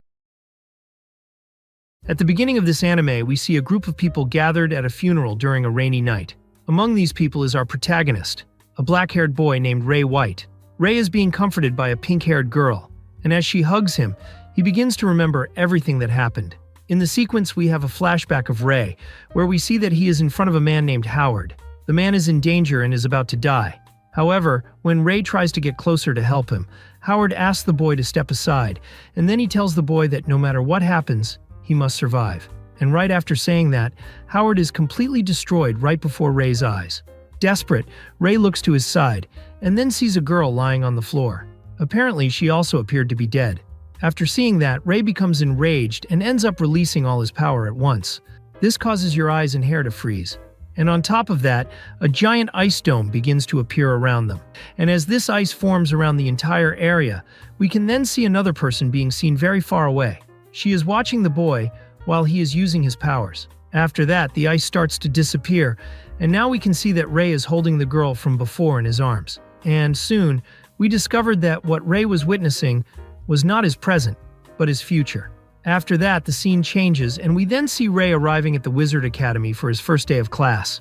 Ray is completely lost, as he doesn't know anything about the new school. Therefore, he takes his map to try to locate the auditorium. And while Ray is looking at the map, suddenly a girl with green hair walks past him and ends up bumping into him. The girl was about to fall, however, Ray managed to catch her before that happened. Furthermore, he apologized to her, making the girl blush all over. But she asked him not to worry and said it wasn't his fault. The two start talking, and Ray explains to the green-haired girl that he is just a new student who is lost. And right after he mentions this, suddenly two other girls appear behind them to comment that the new students should already know the school, because the school had been open for new students to visit 2 days before classes started. And then, suddenly, one of the girls mentions that she heard that the school would receive a new student who would arrive later. And from what she had heard, this new student was neither a wizard nor an aristocrat. He would just be an ordinary student at a school for wizards. And soon, the girls deduced that this student without powers would be Ray. This information caused the green-haired girl's personality to suddenly change. She had previously been kind to Ray, but now she was embarrassed that he had touched her. The girl makes a real scandal, which ends up attracting the attention of all the students around her. And so everyone stares at Ray in disbelief, because this was the first time that a normal boy with no magical background was being allowed into the school. Then a group of boys approach Ray. The leader of these boys is called Albert. He is a blue-haired nobleman who is there to mock Ray. The nobleman starts trying to intimidate Ray, asking him how he had gotten a place at that school.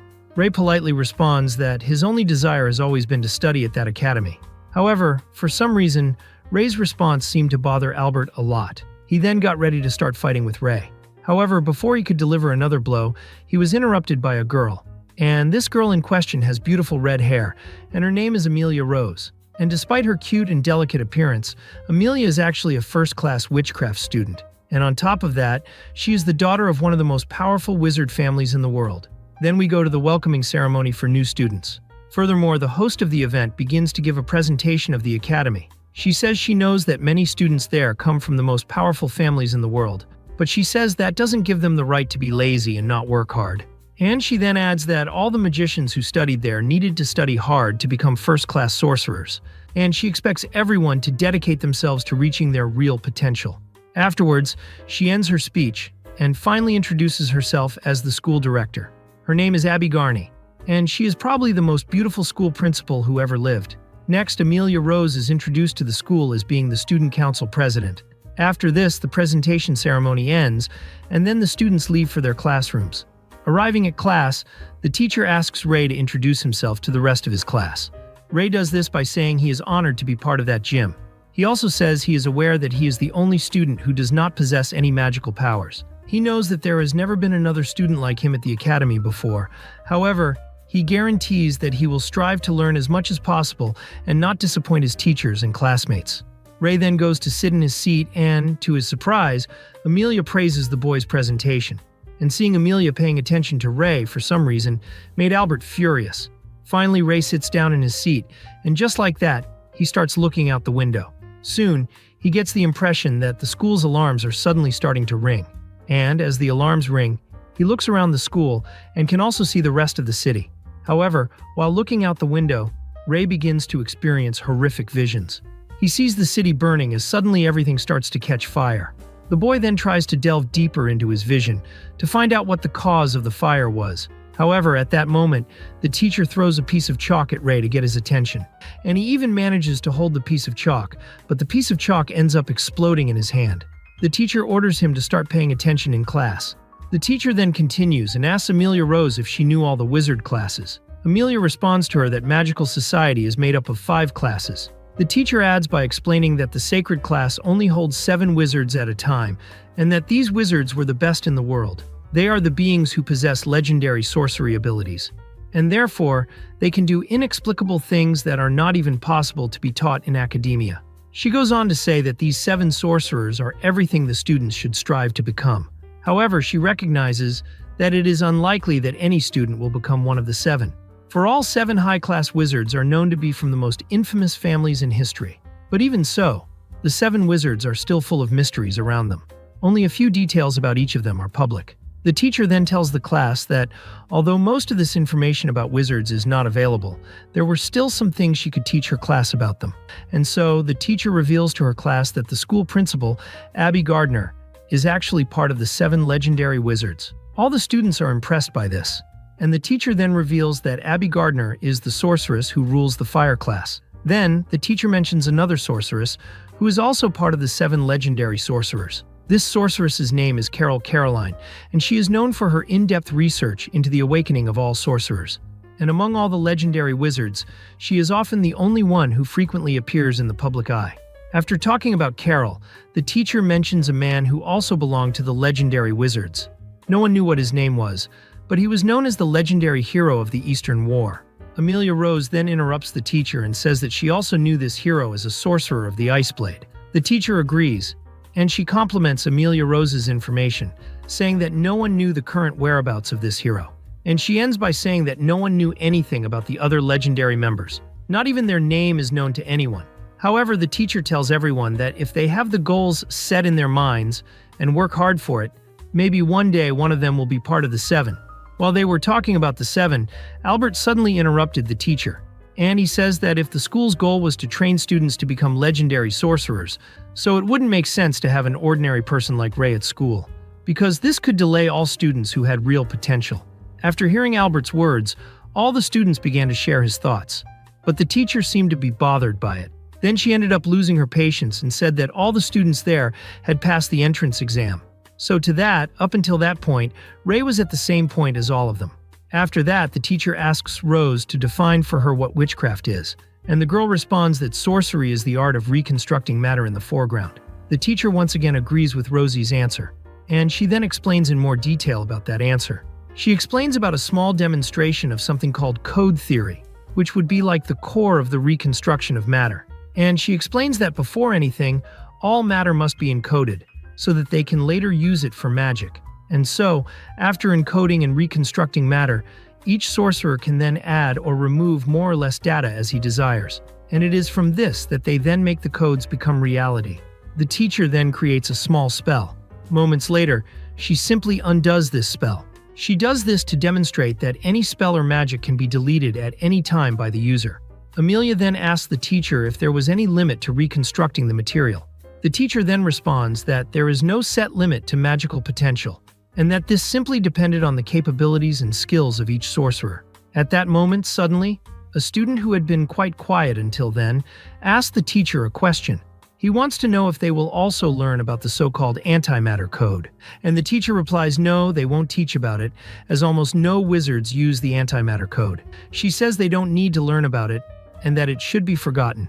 After all this discussion, they continue with the class, and finally the students begin to practice their first spells. And so we see Rose, who at first manages to successfully execute a spell in a matter of seconds, while Ray, on the other hand, can't seem to form any spells correctly. Ray's performance with spells is so bad that he ends up drawing the attention of the entire room. All the students look at him and wonder how someone so failed could be in an elite school like that. After the class ends, we see Ray walking through the gym alone, and he notices someone sneaking through a door. He then decides to follow the person to see what is going on, and suddenly he arrives at a library where he meets a mysterious girl. He realizes that this girl was the one who was asking about antimatter earlier during class. The girl then introduces herself to Ray and says her name is Elisa Griffith, and she says she's there looking for the book by a very famous spell researcher called Dr. Ainsworth. To the girl's delight, Ray reveals that he is also a big fan of Dr. Ainsworth's work, and that he's also interested in her inverted antimatter theory. As they talk, Ray notices the girl's pointy ears and ends up discovering that she is half-elf. Ray comments that he thinks Elisa's ears are very cute, and this makes the girl extremely shy. Apparently, the protagonist activated his attack mode. Elisa returns the compliment by saying that when she looks at Ray, she remembers the Iceblade hero she saw in the books.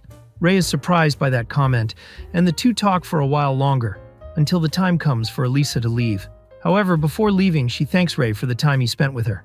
After that, Ray decides to visit his dorm for the first time. And as soon as he gets to his room, he meets his dorm mate named Ev Armstrong. And to Ray's surprise, Evi was already waiting for him. And he then tells the protagonist that he wasn't like those rich nobles he had met before. To him, it didn't matter whether Ray was a commoner or not. Ray is happy to hear those words, and then he and Evi greet each other. Ultimately, Ray is happy to have met some normal people at that gym. The next day, Ray is exercising while quickly passing by a girl. He's so fast that the girl almost drops her flower vase as he passes by. However, the protagonist stops, turns around and apologizes to her. And she then says he didn't need to worry about that.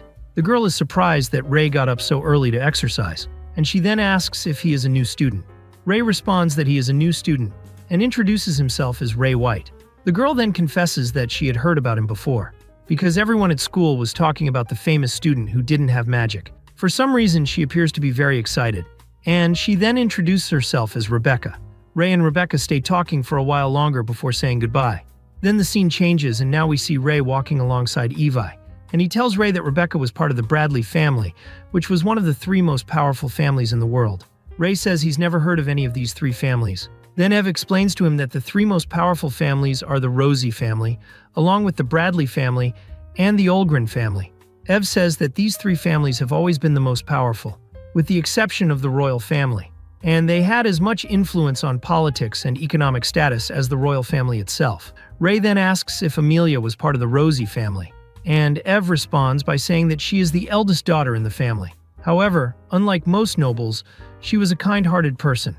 After the conversation, Ray tells Ev to go ahead, and he says he needs to do something alone, because the director, Abby Garnett, had summoned him to her office for a conversation. So Ray goes to meet the director. However, while he was going on his way, suddenly a girl comes running towards him and ends up bumping into him. The girl starts making a fuss, and says that Ray should immediately apologize to her. However, Ray refuses to do this, as he wasn't the one running around the school. This girl's name is Clarice Cleveland, and she and Ray talk for a while, until Ray remembers his appointment, and then he leaves to meet the director. Surprisingly, when Ray arrives in the principal's office, he doesn't call her principal. He just refers to her as Colonel. However, she tells him that it is no longer necessary for him to call her that way, because the war had finally ended, so it was enough for her that he called her Abby. The two talk for some time after that, and Abby starts laughing like a fool, completely losing her serious director posture that she had shown before. After a while, she then allows Ray to go to class, because she doesn't want him to draw unnecessary attention. And mysteriously, we see that the teacher has a photo with a group of friends on her desk. And that apparently in the photo is little Ray. The scene then changes and we see that the school is having a training day, where students will train each other in a fencing fight. The first battle will be between Ray and the loose boy named Albert. However, before they start fighting, the teacher reminds them that this is just a training battle, and he informs them that he will have to stop the battle if they cross the line. Initially, we see that Ray is being looked down upon by the rest of his class. The students are mocking him, saying he is a failed wizard without magic, and this increases Albert's confidence for the duel. And so, when the professor authorizes the duel to begin, Albert launches a major attack against Ray. He imagined that Ray would be a very easy target for him. However, Ray, with a single surprisingly quick and delicate movement, manages to end the confrontation between them in seconds, leaving Albert surrendered in front of his entire class. Albert feels so embarrassed after being humiliated that he then tries to attack Ray again with the sword. However, Ray once again perfectly calculates a counterattack and ends up breaking Albert's sword into pieces. And quickly we see that the entire time, the duel was being watched by the director. She then whispers softly, calling Ray White her old friend. And she then adds that it is an honor to have the Iceblade sorcerer in her wizard academy. She is the only person who knows that Ray is pretending to be a weak student, when in fact, he is extremely powerful. And for some reason, she seems really excited about it. After humiliating Albert, we see that Ray and Eve are doing some exercises together. And while they're talking, Ray reveals to Eve that he wants to join a specific club at school. Eve doesn't seem to like that idea very much, but Ray shows him a gold card that he has. The truth is that Ray's desire is to be part of the school's bodybuilding club, and because of this, he later goes to the muscle club's sauna and asks to join them. However, initially, it seems that everyone underestimates Ray's physical size, and the club president seems unwilling to accept him. Ray then decides to rip off his shirt to show his true physical size and leaves everyone there surprised. Everyone is surprised by this, but the club president tries to intimidate Ray by showing his Golden Hunter's card. And then, to the surprise of the club president, Ray then shows that he also had a golden card like that. In this way, Ray earns the respect of the club president and is accepted as one of the members of the bodybuilding club.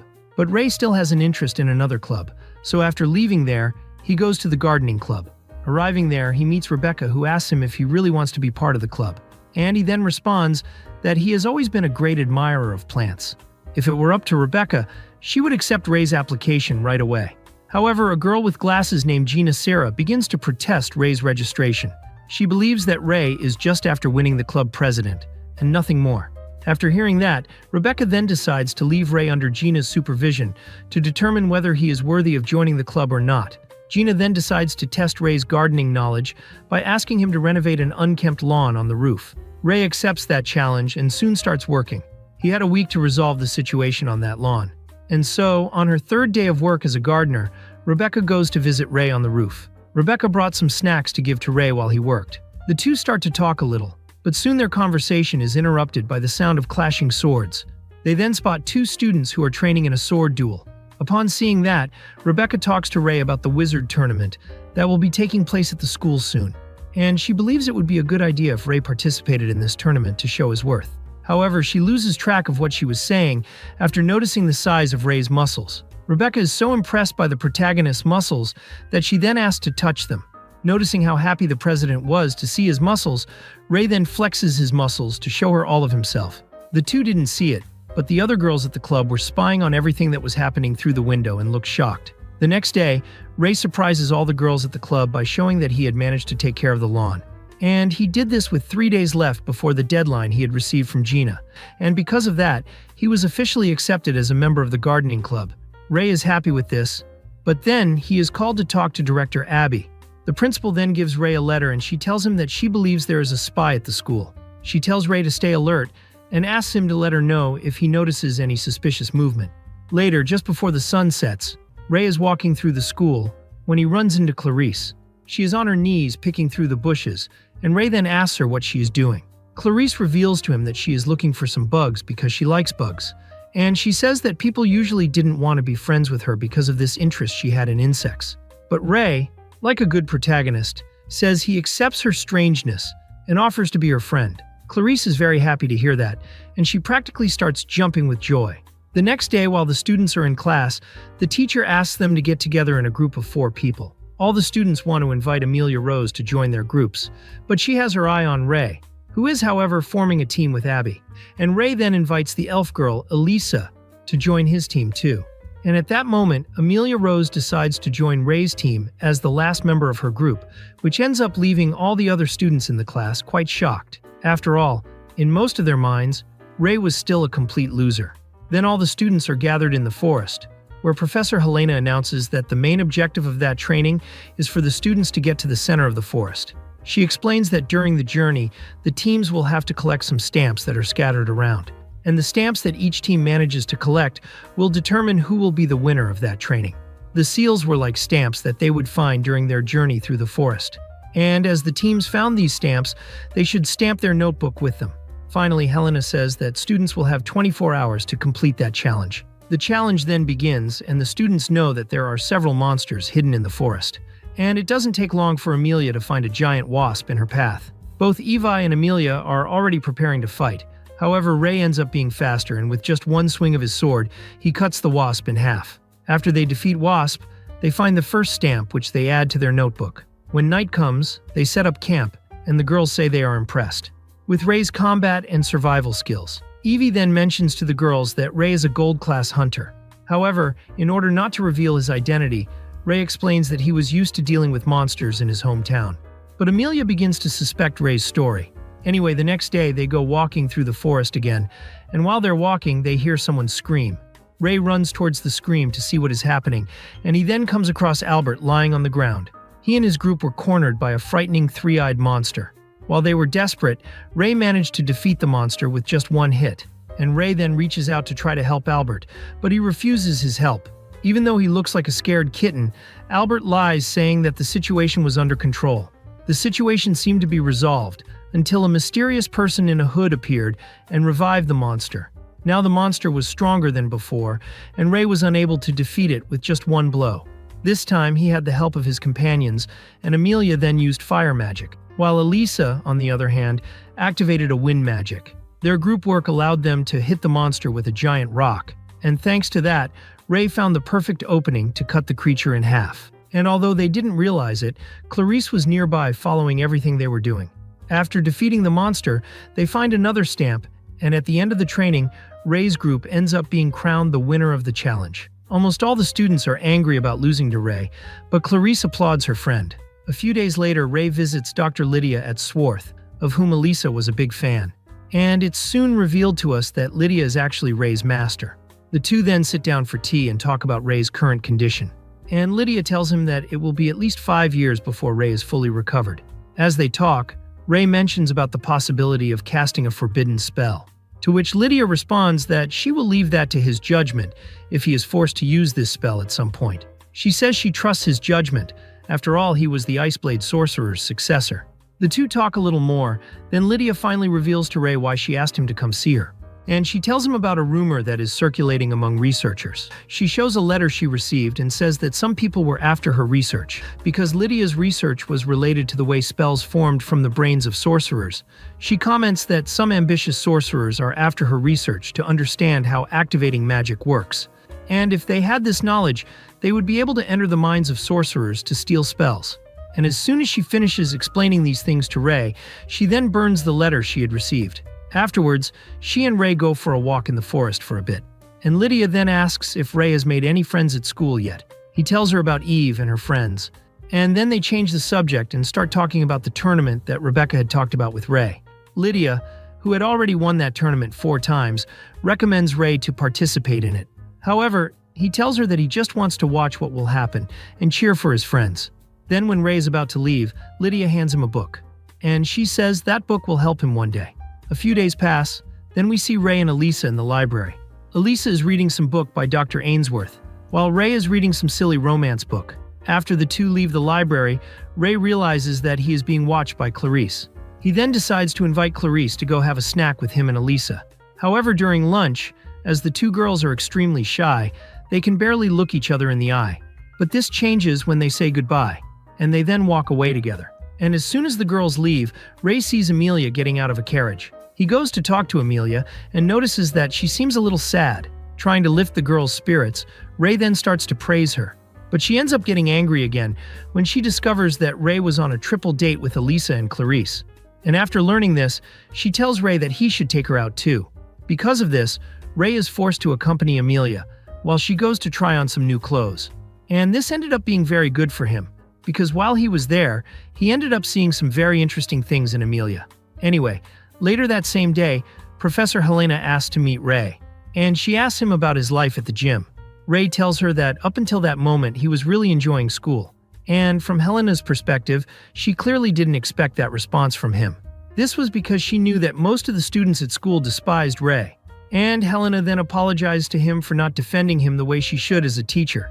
But she wants Ray to know that despite everything, he can always count on her. Soon after, the scene changes and we see Albert, who hasn't shown up at school for a few days. And he's honing his flame magic, swearing he'll defeat Ray. As he stands there, suddenly the hooded figure from before appears in the background. And for some reason, she smiles when she learns that Albert wants to break up with Ray. The next morning, Rebecca asks Ray if he will be part of the tournament committee members. And he tells her yes and says he will root for Amelia, who is even the favorite to win the competition due to her noble lineage. While talking to Rebecca, Ray asks her about the last family of the 3 great nobles. And Rebecca reveals to him that this family is the Olgren family, and that the family's eldest daughter was studying at Dom's Academy of Magic. And she says that this other academy will compete against their academy during the tournament. Later that day, the teacher begins training for the preliminary competition to decide who will represent the academy in the tournament. And, as expected from Amelia, she manages to defeat her opponent in a matter of seconds. However, as she still wants to train more, she then asks to fight Ray. This again causes all the surrounding noble students to look at Ray with contempt. After having the teacher's approval, Ray and Amelia begin their duel. Amelia starts attacking, and after a series of defenses from Ray, Ray can see that Amelia's blows don't have much intensity. However, she manages to make up for this with her speed. She remains aggressive during the fight, but she still can't hit Ray. And as they fight, Ray remembers his early days training with Howard. This memory makes Ray excited for combat, so he starts attacking some more. So much so that before making the final attack, he had to restrain himself and drop his sword so as not to do anything stupid. Because of this attitude, the professor then declares that Amelia was the winner of the duel. Then, while in the cafeteria, Ray is cornered by some companions. They started asking him where he had learned to fence so well. And to everyone's surprise, Ray said he had a really good mentor who not only taught him how to wield a sword, as he had also introduced him to the world of witchcraft. Suddenly, Albert appears and interrupts Ray's peaceful meal, inviting him to a duel. And since Ray is already tired of Albert's nonsense, he accepts Albert's challenge. The two then go outside the school and start fighting each other. The place where they are fighting is surrounded by a gigantic barrier. Albert then throws a real sword to Ray and tells him that the rules of that fight is that the first to surrender will be declared the loser. The battle then begins with Albert launching aggressive attacks that had been enhanced by his sorcery, which forces Ray to initially become defensive. Albert is completely consumed by rage, and he then starts shooting fireballs at Ray. But to his disappointment, Ray manages to nullify all his magic with ease. After futilely generating a few more fireballs, Albert then summons his flaming dragon. But its flames are soon extinguished. Even without using any magic, Ray was far superior to Albert in combat. And after that, Albert falls to his knees on the floor, embarrassed for having been so humiliated. Amelia, who had watched the entire battle up close, then begins to demand that Ray reveal his true identity to her, because from the way he fought, she knew he wasn't just any person. Ray was about to confess everything, but suddenly someone changes the gravity and pushes everyone to the ground except Ray. And once again the hooded figure appears. This time she is laughing maniacally. But now it is revealed that the hooded wizard was actually Helena, and she was the spy who was infiltrated at the academy. Helena reveals that she wants to sacrifice the students' lives in order to develop her witchcraft further. Upon hearing that, Ray connects all the dots and realizes that Helena was part of the group of evil wizards, which had been mentioned by Dr. Ainsworth. He realizes that she was the one controlling all the monsters in the forest, and she had done it just to kidnap her students and steal their spells. Suddenly then, Helena thanks Albert for giving her time for her to capture the promising spells they had within the barrier. Ray is enraged upon hearing that, and he then swears that he will teach Helena a lesson. But as Helena knows that Ray has the advantage in hand-to-hand combat, she then summons double fire snakes to attack him.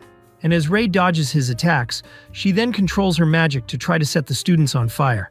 Since Ray has no more options, he then activates his true power to protect his colleagues. And with that, he reveals his true identity as a sorcerer of the Ice Blade. At that moment, Helena can't believe what she's seeing, and Ray then summons Ice Blades and dissipates all his power. Helena then activates her Purgatory Dragon technique. However, Ray can easily nullify it using his antimatter code. Helena is terrified when she sees that, and tries to run away. However, Ray's blades prevent her from doing so. At that moment, she then begs him to spare her life. But this was nothing more than Helena's performance, so that she could get Ray to lower his guard. She then tried to catch him off guard with a surprise attack. However, Ray managed to escape unharmed. And so, Helena recognizes that there is a huge gap between their power level. Because of this, she decides to inject a research product into her brain, which causes her to transform into a bloodthirsty monster. In this way, Helena removes the barrier and lifts the spell that holds the students. Even so, she still can't land a single blow on Ray. Whenever she tried to hit Ray with her spells, he managed to nullify them all. And despite knowing that he had little chance of winning, Helena had no plans to surrender. She then uses more shadow magic to try to finish off the protagonist. But something strange starts to happen, because even though Ray has the advantage in battle, little by little, it seems that your body begins to be affected during combat. At that point, we understand why Dr. Ainsworth said it would take a while for him to be back in perfect shape. Noticing Ray's weakness, Helena tries to attack him once again, but Ray surprises her by invoking his ice flower magic. This magic envelops Helena in a terrible blizzard that makes her scream in agony. And so, finally, Helena is then sealed in a block of ice. However, at the end of the battle, Ray is so exhausted that he falls to his knees and ends up losing consciousness.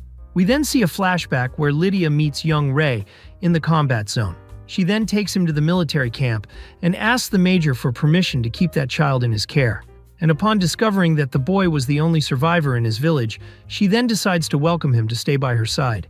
When Ray wakes up, Lydia runs to check on him. And it was at that moment that Ray heard his name for the first time. As the days go by, Lydia and Caroline start to like Ray more and more. The boy should be sent to an orphanage, but they don't like that idea.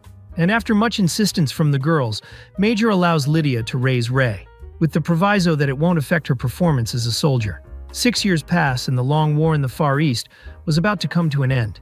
And despite being very young, Ray was already very talented, so he was sent to the battlefield very early. And yet he managed to destroy his enemies without much difficulty. Back at camp, Superior reports that 2 great sorcerers have been defeated and lost their lives in the war zone. And as the battle intensified, Ray was given the chance to leave the war.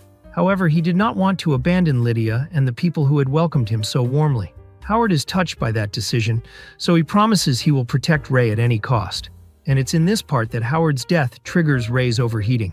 This was something that happened to modern wizards, and that caused them to lose complete control of their power. Normally this happened when a sorcerer used his powers too much. In many cases, when this happened, the sorcerer even ended up dying. Anyway, after that, Ray wakes up in the infirmary bed, and she tells Ray that she would have done the same for her companions. Moments later, Principal Abby enters and praises Ray for capturing the spy and saving the students. As soon as Lydia leaves, her maid tells Ray that Lydia cares a lot about him. And now, Ray is alone with the director. And Abby then confesses that she was against Ray's admission to the academy because she knew he had already suffered a lot. At that moment, Abby admitted to Ray that she only let him enter the gym because of Lydia's insistence.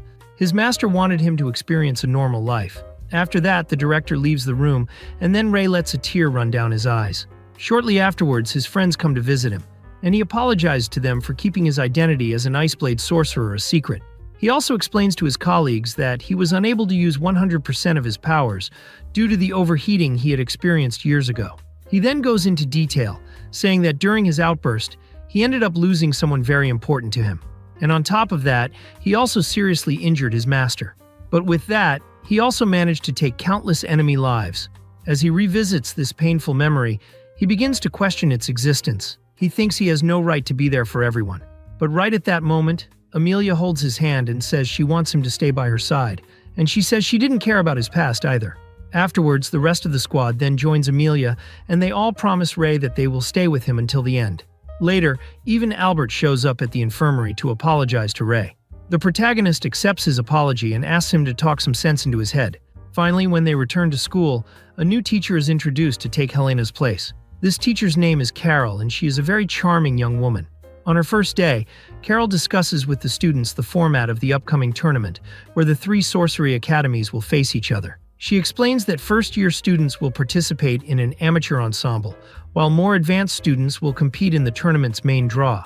She also mentions that, as Rebecca had won the tournament last year, their academy had gained an advantage and could enroll 6 students instead of just 5. As she speaks, Ray is uncomfortable seeing Carol taking on the role of teacher. After class then, Ray invades the principal's office and begs Abby to dismiss Carol. However, as he says this, Carol appears behind him and starts to caress him on the back. Ray tries to get away from her, however. Even after so much time, she still continues to treat him as if he were a child. She runs after him and demands that he hug her the same way he used to. And at that moment, Abby responds to Ray, saying that Carol isn't leaving, as she knows Carol's magical powers. And she is an extremely extraordinary sorceress, who can teach a lot to the school. After that, Ray and Clarice go to the preliminary competition venue. She asks Ray about who he thought would win the first match. Ray then points to a student and explains to Clarice about the huge difference in skills between them. Shortly afterwards, the referee announces the victory of the girl who had been appointed by Ray. Meanwhile, Amelia also wins her first match. But no matter how much she won, her expression seems to indicate otherwise. And then, we understand what happened before Amelia entered the battle. As she was a member of the Rose family, her father was already pushing for her to defeat a girl named Ariane, who was a member of the Olgren family. Now, back in the present, Ray is gathering information about Amelia's rival. Rebecca and Gina assure Ray that Ariane is a formidable swordswoman, and Rebecca also adds that Ariane is very proud to be noble, unlike Amelia. However, the two girls still believe that Amelia will perform well in the competition. The preliminary duels continue to happen, and Amelia manages to have a great performance in them. Soon, she is announced as the Academy's official representative in the tournament. After being defeated by Amelia, Albert qualifies in second place for the competition. The next day after class, Ray meets Amelia and asks her why she seems so unhappy. After thinking a little, Amelia admits to him that she doesn't think she can reach Ariane's level when it comes to swordsmanship and sorcery. Realizing his friend's safety, Ray offers to coach her until the competition. Amelia is quite surprised by this, but she accepts Ray's proposal. And then, in a quick flashback, we see that in the past, Amelia and Ariane used to be friends. But that changed after Amelia was defeated by Ariane in a fencing battle. And that was also part of the reason Amelia was wary about facing her. The next day, Ray shows up for training with Amelia wearing a ridiculous mask. And he starts his training by asking Amelia to run for several kilometers. At the end of the race, Amelia is so tired that she falls to her knees on the ground. In the following days, Ray forces Amelia to do various resistance training, and he's taking it so seriously that he even stalked Amelia in her dorm. Feeling exhausted from training, Amelia tried to escape Ray in every way, and while he was looking for her, he ended up meeting Albert on the way. But now Albert is much more humble and asks Ray what he can do to become stronger. Ray gives Albert a short motivational speech, and then he continues his search for Amelia. He then activates a spell to know the exact location where the girl is. He finds her under a table and takes her back to start training again. Ray is so dedicated to training Amelia that the next day he dresses up as a girl and invades Dom's gym. All this to try to get some information from Amelia's opponent. To infiltrate the gym, he hides under a box until he comes face to face with a little white-haired girl named Tiana. This little girl is actually Ariane's younger sister, and soon Ray manages to win the girl's heart. They start walking together, and Tiana then shows Ray where her sister is. Afterwards, Ray manages to have tea with Ariane. She apologized to Ray for the trouble her little sister gave her. But shortly afterwards, she surprises Ray by saying that she knew he didn't belong at that school. This way, Ray stops pretending to be a girl, and then admits to Ariane that he actually belonged to the other school. And he then invites her to a duel to test her skills. When they start to duel, Ariane attacks Ray hard and manages to break his sword. He hasn't been defeated in a duel like that in a long time, so he is really surprised by the girl's skills. After that, Ray considers that his mission is accomplished, so he prepares to say goodbye to Ariane. But before leaving, he tells the girl that he is training Amelia, and he tells her that he's sure that Amelia will be able to beat her in the end. But instead of feeling provoked by those words, Ariane is actually happy to hear that. She likes knowing that Amelia has good friends who try to help her, and she adds that she is looking forward to meeting her old friend in the arena. Finally then, Ray leaves back to his gym, and as he is walking, he sees a girl about to fall.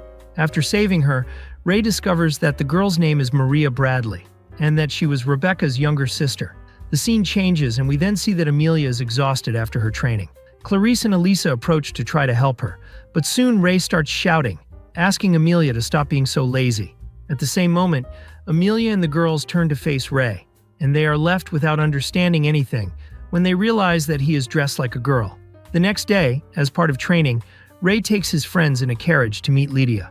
Elisa almost faints with happiness when she meets Lydia and then asks her for an autograph. While they are at Lydia's house, her maid has a moment alone with Ray, and she then reveals to him that she and Lydia have been hearing about some evil sorcerers, and she believed that these sorcerers would take advantage of the tournament between the schools and then attack. On the other hand, we see that Amelia is having a conversation alone with Lydia. And Lydia then shows Amelia that Ray has been sending her several letters to talk about Amelia. Amelia confesses to Lydia that she is afraid of failing, but Lydia tells her to trust her friends.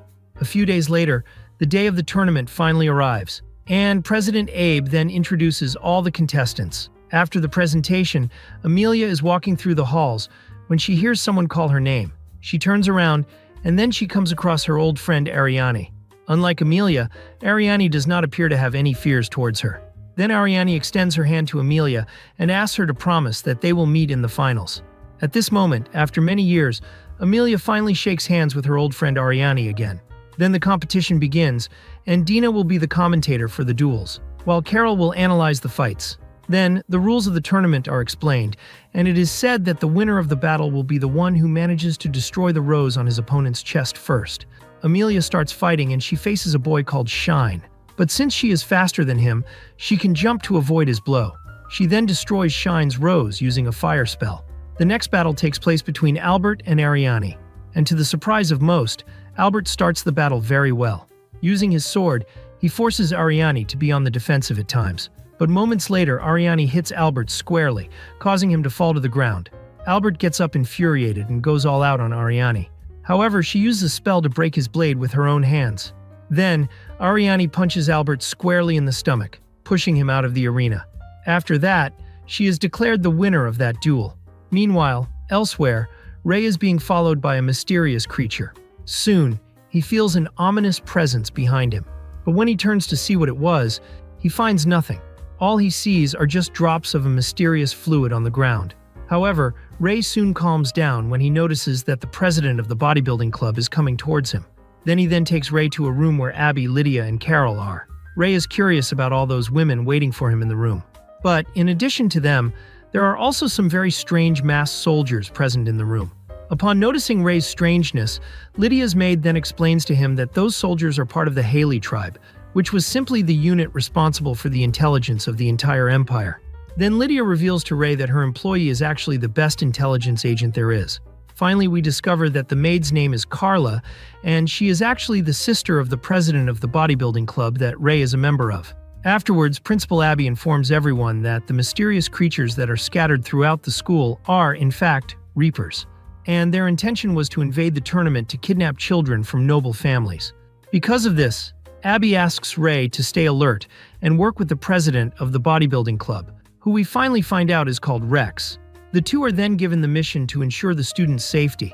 Back at the competition, we see that Rebecca emerged victorious against her opponent. And while Dina is announcing the next duel, Elisa and Clarice tell Ray that Amelia suddenly locked herself in her room. And while they are talking, Dina declares that Lucas from Melcross Academy was the winner of the fight.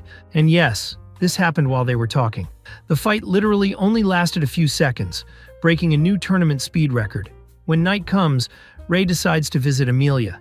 Initially, she didn't want to open the door for him, but he said he wouldn't leave until he talked to her. And then, after a brief pause, Amelia finally lets Ray into her room.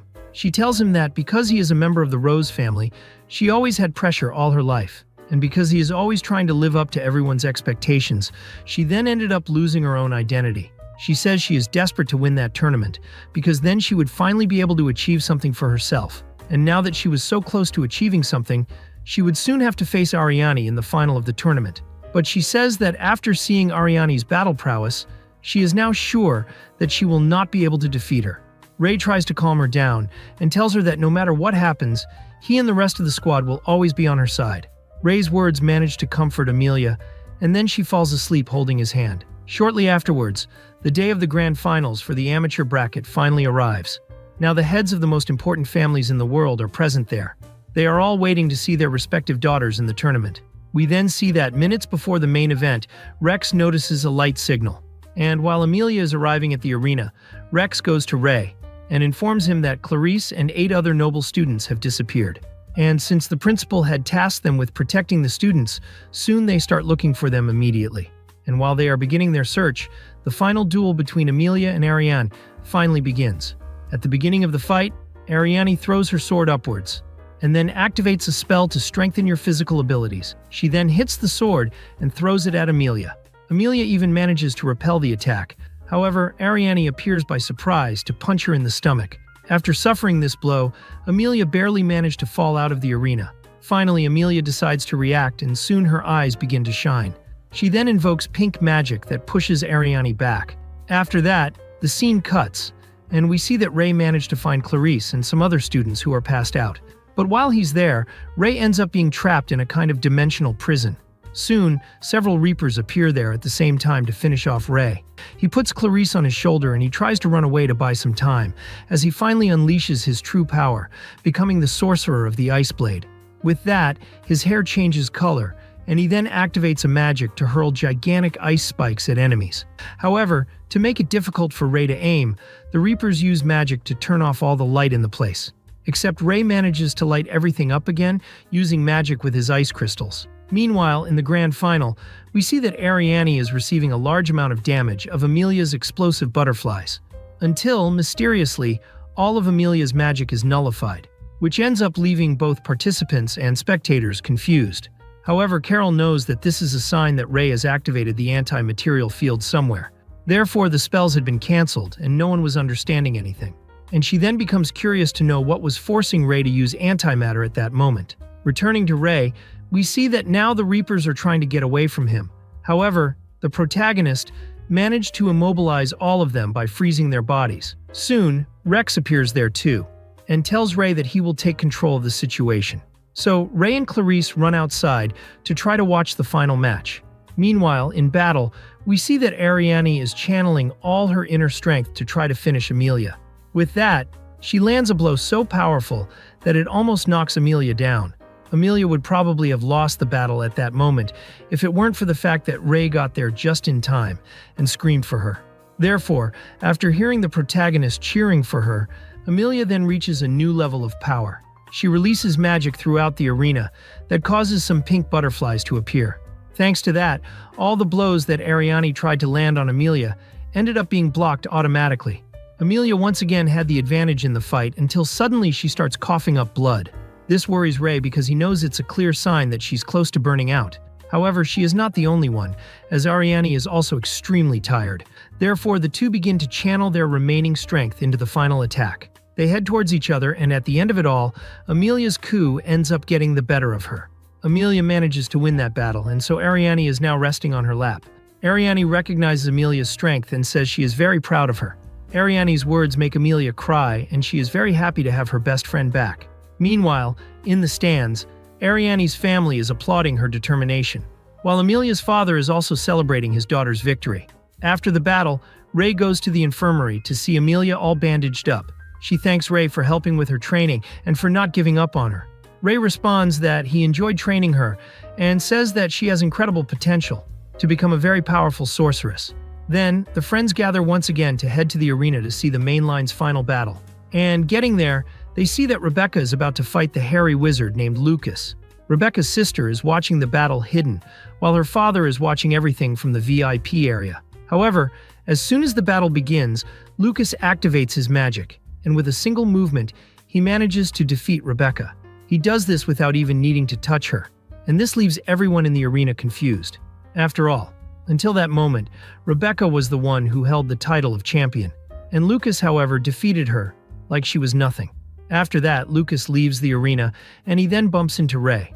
And he tells the protagonist that he knows he is the Iceblade sorcerer. Lucas then says that he is also the successor of one of the great sorcerers. More precisely, he is the heir of the sorcerer of the Blade of Death. Ray is confused when he hears this, and asks Lucas why someone so powerful would want to compete in a student tournament. And Lucas claims that he did that because he wanted to test the power of the Deathblade. And on top of that, he says he also intends to challenge Ray to a fight one day. But he says that it won't happen anytime soon, because he wants Ray to regain all his powers first. After the finale is over, Abba, Lydia, and Carol go to check on the Reapers who have been arrested. When they find them, Carol then uses her charm magic to make them tell them who their leaders were. But when she asks them to do it, their heads just start to explode, and in the end, they don't reveal anything to them. After that, they return for the tournament closing ceremony. And with all the students there, Abba begins to give another speech. In the midst of this, Rebecca observes the crowd and sees her father talking to someone. A few days later, the group of friends are talking about creating a coffee shop. But things soon get serious when Dina informs them that Rebecca is now engaged. She reveals that this happened during the tournament, while Rebecca's father was signing a contract with a man named Ivan Bernstein. And now, as part of the deal they had reached, Rebecca's father was going to hand her over to Evan. Meanwhile, we see that in the middle of the streets, a man named Gluten is sucking an engram from an assassin from an opposing faction. And just as he seems to get full, suddenly a hooded figure with a mask comes in and picks the poor guy's brain. Strangely, after that, the corpse gets up normally. And it is then revealed that they are there looking for a vessel for their organization to reach new heights in sorcery. This way, they were after someone from the noble lineage to shorten the process. And at that moment, they were looking for Rebecca Bradley, who at that moment was crying blood. And then, the next morning, Ray approaches Rebecca and congratulates her on her engagement. She then informs Ray that despite being engaged, she will remain at the academy until she graduates. Ray is happy to hear that because he wasn't ready to say goodbye to Rebecca yet. The two then shake hands, and at that moment, Ray feels something strange. Later, while Ray is walking through the halls, Dina goes after him and tells him that she finds Rebecca's engagement story very strange. She believes that Rebecca's fiancé may be plotting something against her friend. Then, we see that, while taking a shower, Rebecca once again cries blood again. And at that moment, we discover that Rebecca is going through a very strange situation. That's because she's seeing Ray's past in her dreams. Then, as she leaves the bathroom, someone suddenly turns on the lights. His sister, Maria, then appears with a very suspicious look, and she then asks Rebecca about the blood that was on her towel. But Rebecca lies to her sister and says she's just been having a nosebleed lately. Maria then decides to ask Rebecca about her engagement, and Rebecca tells her sister that she is dealing with it well. However, as Rebecca returns to her room and is alone, she soon starts crying again. Meanwhile, the other students are preparing for the school's end-of-year festival, and the theme is now confirmed. It will be the theme of Mayo de Café. And at that moment, the girls are trying out their maid outfits. Ray conveniently enters the room just then, and he then tells the girls that they all look very beautiful. Then Clarice arrives in the room wearing a ghost costume. That, despite being very bizarre, Ray tells her that she looks cute. When night falls, Ray and Rebecca are together to sort out some things about the gardening club. After they talk, Ray then offers to take her home. After all, now that she was the bride, she would no longer stay in the school dormitory. The two walk together for some time until Rebecca's fiancé, Evan, appears there. After briefly introducing himself to Ray, the groom then begins to take Rebecca alone. This, for some reason, makes Ray quite uncomfortable. Then soon, Rex appears behind him. And once again, he's there to take Ray to Abby. When they arrive at the principal's office, everyone is gathered there discussing the suspicions they have regarding Evan. The director then says that Evan may be living someone else's identity, and she then adds that she thinks Evan is after Rebecca's witchy eyes. And she believed that Rebecca's father had made the deal with Evan, believing that in return, he would replace the Rose family as one of the three great families. However, to be fair, the director says she believes that Rebecca's father would have made that agreement unaware that Evan was a collector of witches' eyes. Meanwhile, we see that somehow, Rebecca continues to experience Ray's past through her eyes. After that, at school, Maria ends up running into Ray, and she admits to Ray that she's worried about her sister. She believes that Rebecca is suffering and is not telling anyone. Ray then assures Maria that he will do everything to protect her sister. The two don't realize it, but while they are talking, Rebecca is in the background, watching everything. Mysteriously, a few nights later, Rebecca and Ray meet in their dreams. In the dream, she asks Ray who he really is, and just when he's about to reveal his true identity to her, he ends up waking up in real life. And when that happens, he notices that one of his eyes is mysteriously bleeding. Therefore, the next morning, Ray meets Rebecca, but neither of them talks about what happened last night. Rebecca really wants to know the truth, but she doesn't ask Ray anything about it. Soon after, the day of the big school festival finally arrives, and the Walgren sisters are there to see Amelia, while Maria, on the other hand, is there to meet the female version of Ray, which, by chance, ends up returning and catching everyone's attention. Ariane is shocked to see that Ray is dressed as a girl again. Tiana, on the other hand, feels delighted to see her friend again. At this point, we notice that Maria seems to be a little too interested in the female version of Ray. But to Maria's sadness, a short time later, Ray starts dressing like a man again. He then approaches Rebecca to try to help her forget about her problems just for one day. Meanwhile, outside the school grounds, Maria now comes across a strange woman, and she is simply terrified when she hears the woman saying that her sister Rebecca will soon die. Interestingly, at the same moment, Ray discovers the same thing through Lydia, and the director then says that he has to find a way to prevent this from happening. At that moment, Rebecca's father appears and begs Ray to save his daughter. And so, when the second day of the festival arrives, while everyone is busy, Evan starts to make his move and kidnaps Rebecca. The girl was unconscious, but as soon as she regains consciousness, Evan soon begins to put his plan into practice with the awakening. However, using his tracking magic, Ray manages to locate Rebecca's whereabouts. As soon as he gets there, several bizarre monsters welcome him. And although those animals are weak, Ray worries about having to spend a lot of energy on them.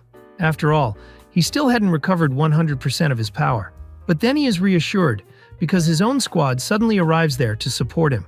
Working as a team, they manage to eliminate several of the monsters at once. While his friends take control of the situation, Ray then runs out to try to save Rebecca.